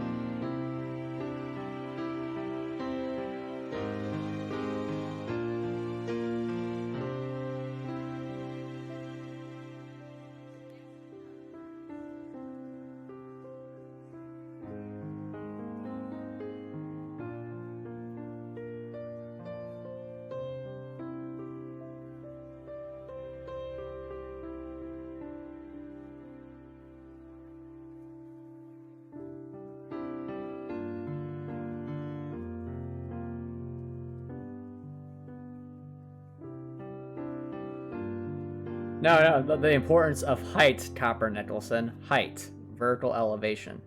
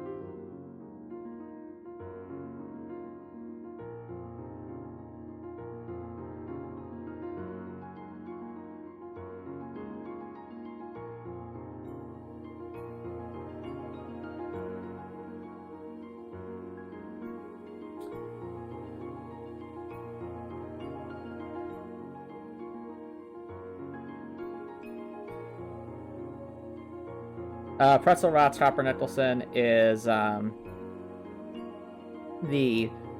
bot that allows us to play this royalty-free music in the background.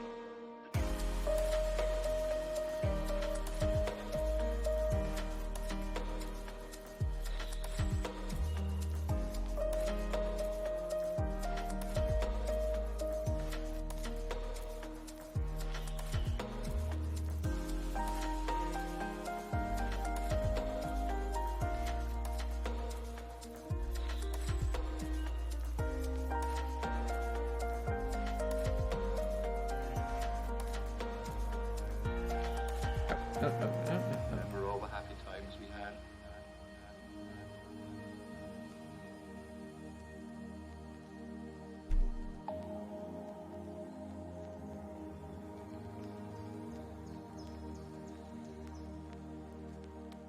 We're very much alike.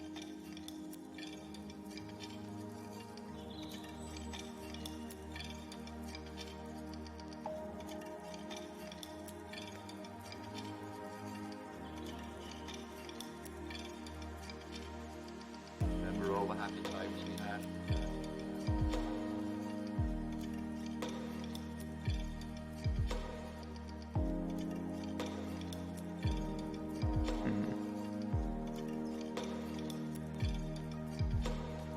We're very much alike.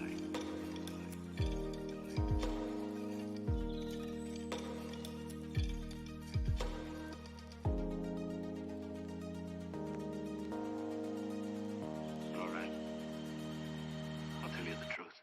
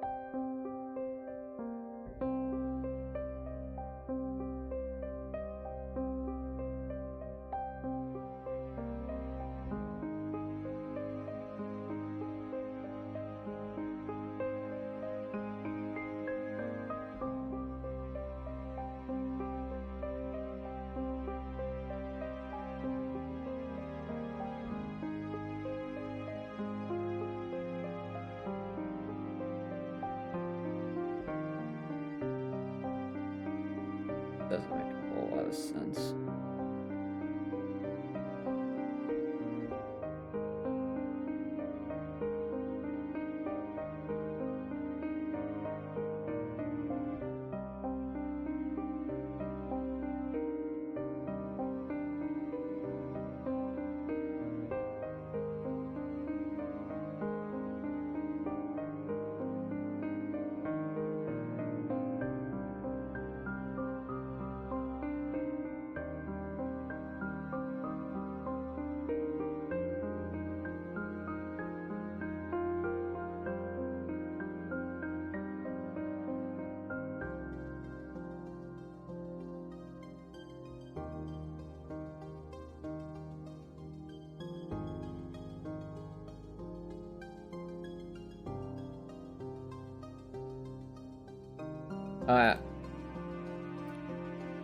Oh no. I've just been... Sorry about that, chat. I'm just very, very focused on what I'm doing right now.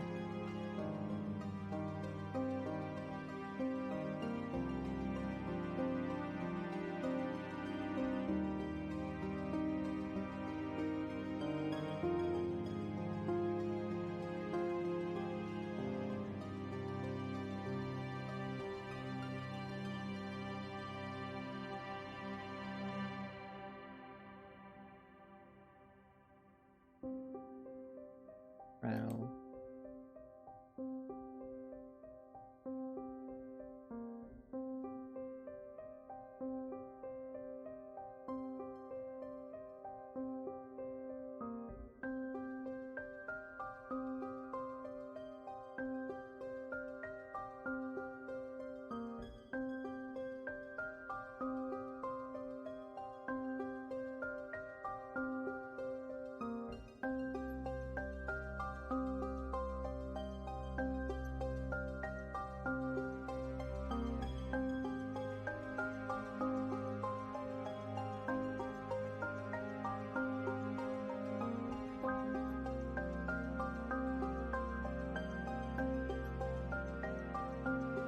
Okay.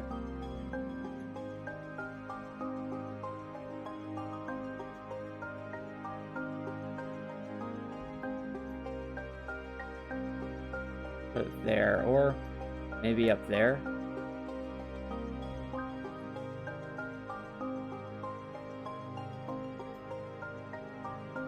Actually, yeah.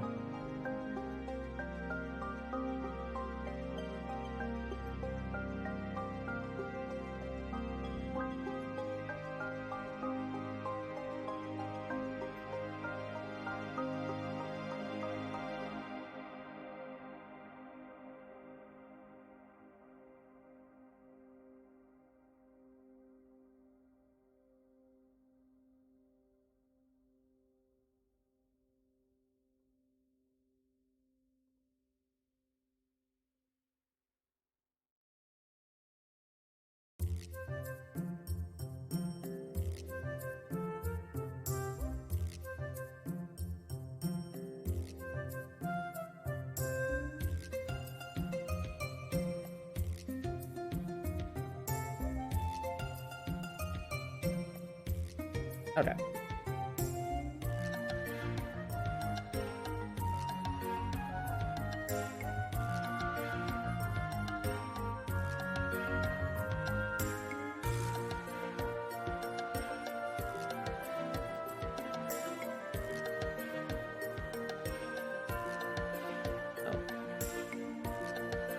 Kind of blocks that line of sight, though.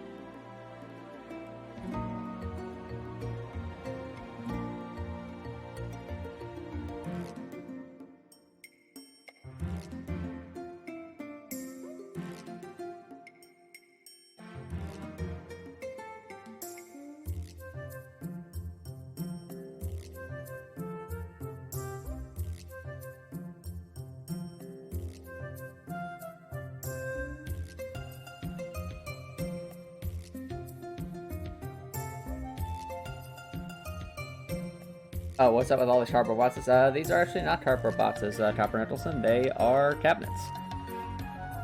Probably do some more playing around with just their aesthetic.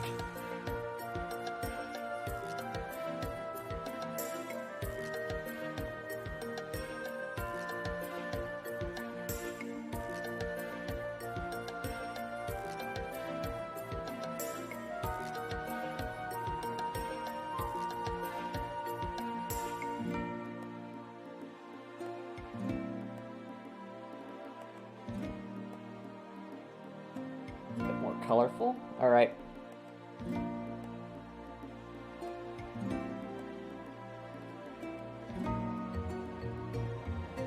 There we go. I think, chat, we have ourselves a little rum.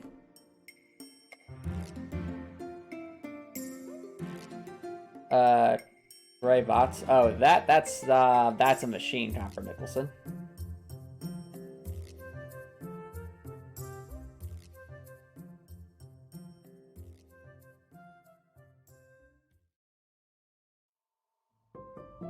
So, and then, meant to be a teaching moment here. First, ranged attacks, then how ranged attacks are affected by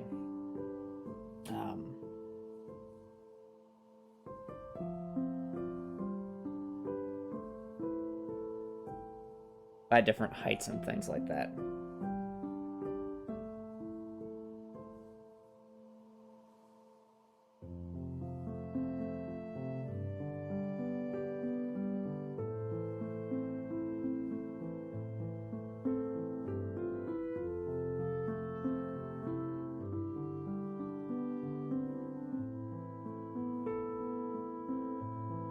That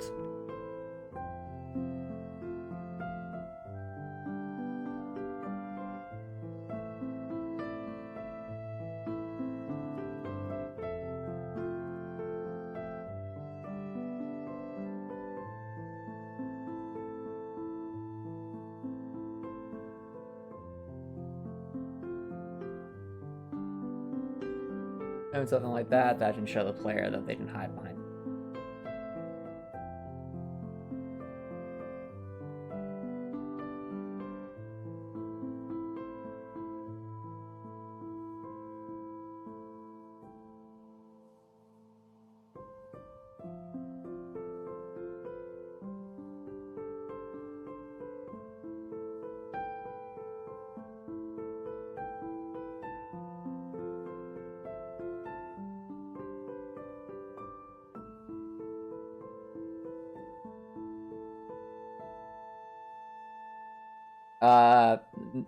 I mean, most of the stuff you see in the background here is invincible, except for the enemies themselves, Copper Nicholson.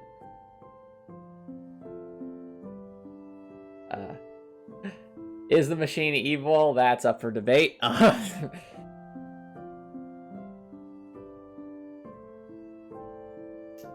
will say that machine will probably have some lore attached.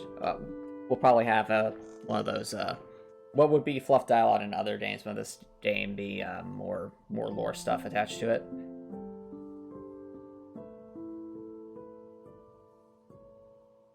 I think that'll do for this rum.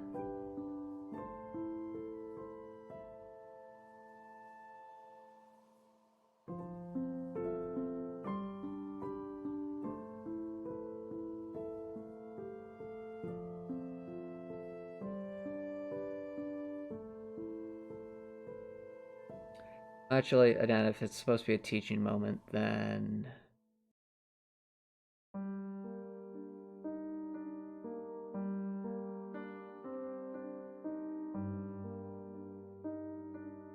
do something like this.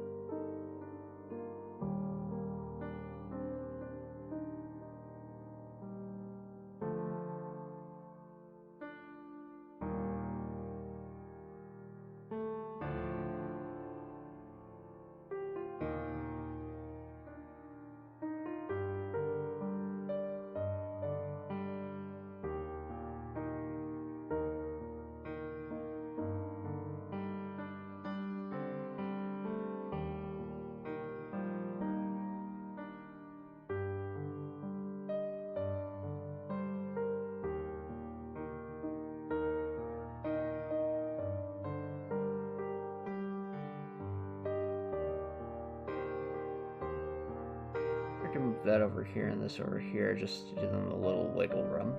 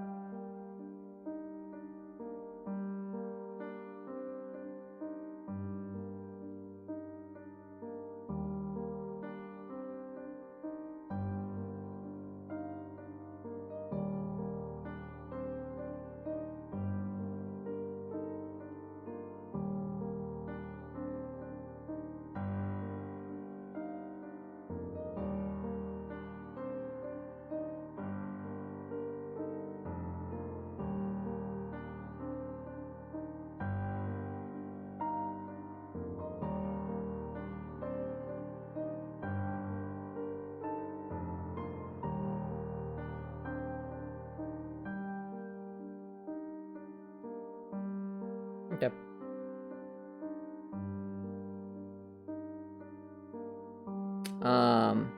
Which will learn tonight's stream? Good question, Copper Nicholson. I mean, I've usually done for like 4 or 5 hours, and it has been. It's definitely approaching that time. So you know what? This is probably. We did make a rum and a lot of tile set stuff, especially a unique one. So I think that's an accomplishment. I'd say let's put we should have the door up there. Yeah, E for that door. That makes sense. All right. I'm actually thinking this might be a good spot to begin wrapping things up. So, if you're watching here on Twitch, feel free to stick around for a raid. So yeah, to answer your question, Copper Nicholson, what was accomplished was a tiny bit of programming, quite a bit of tile set making. He made a bunch of different tile set stuff, and of course, actually implementing that into a rum. So I think it overall very productive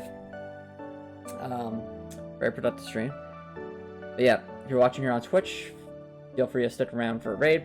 If you're watching on YouTube and like what you saw, please consider subscribing on YouTube. It's free to subscribe on YouTube. You can always change your mind later, and it's a great way to show support. If you're watching on YouTube, I hope you have an awesome night.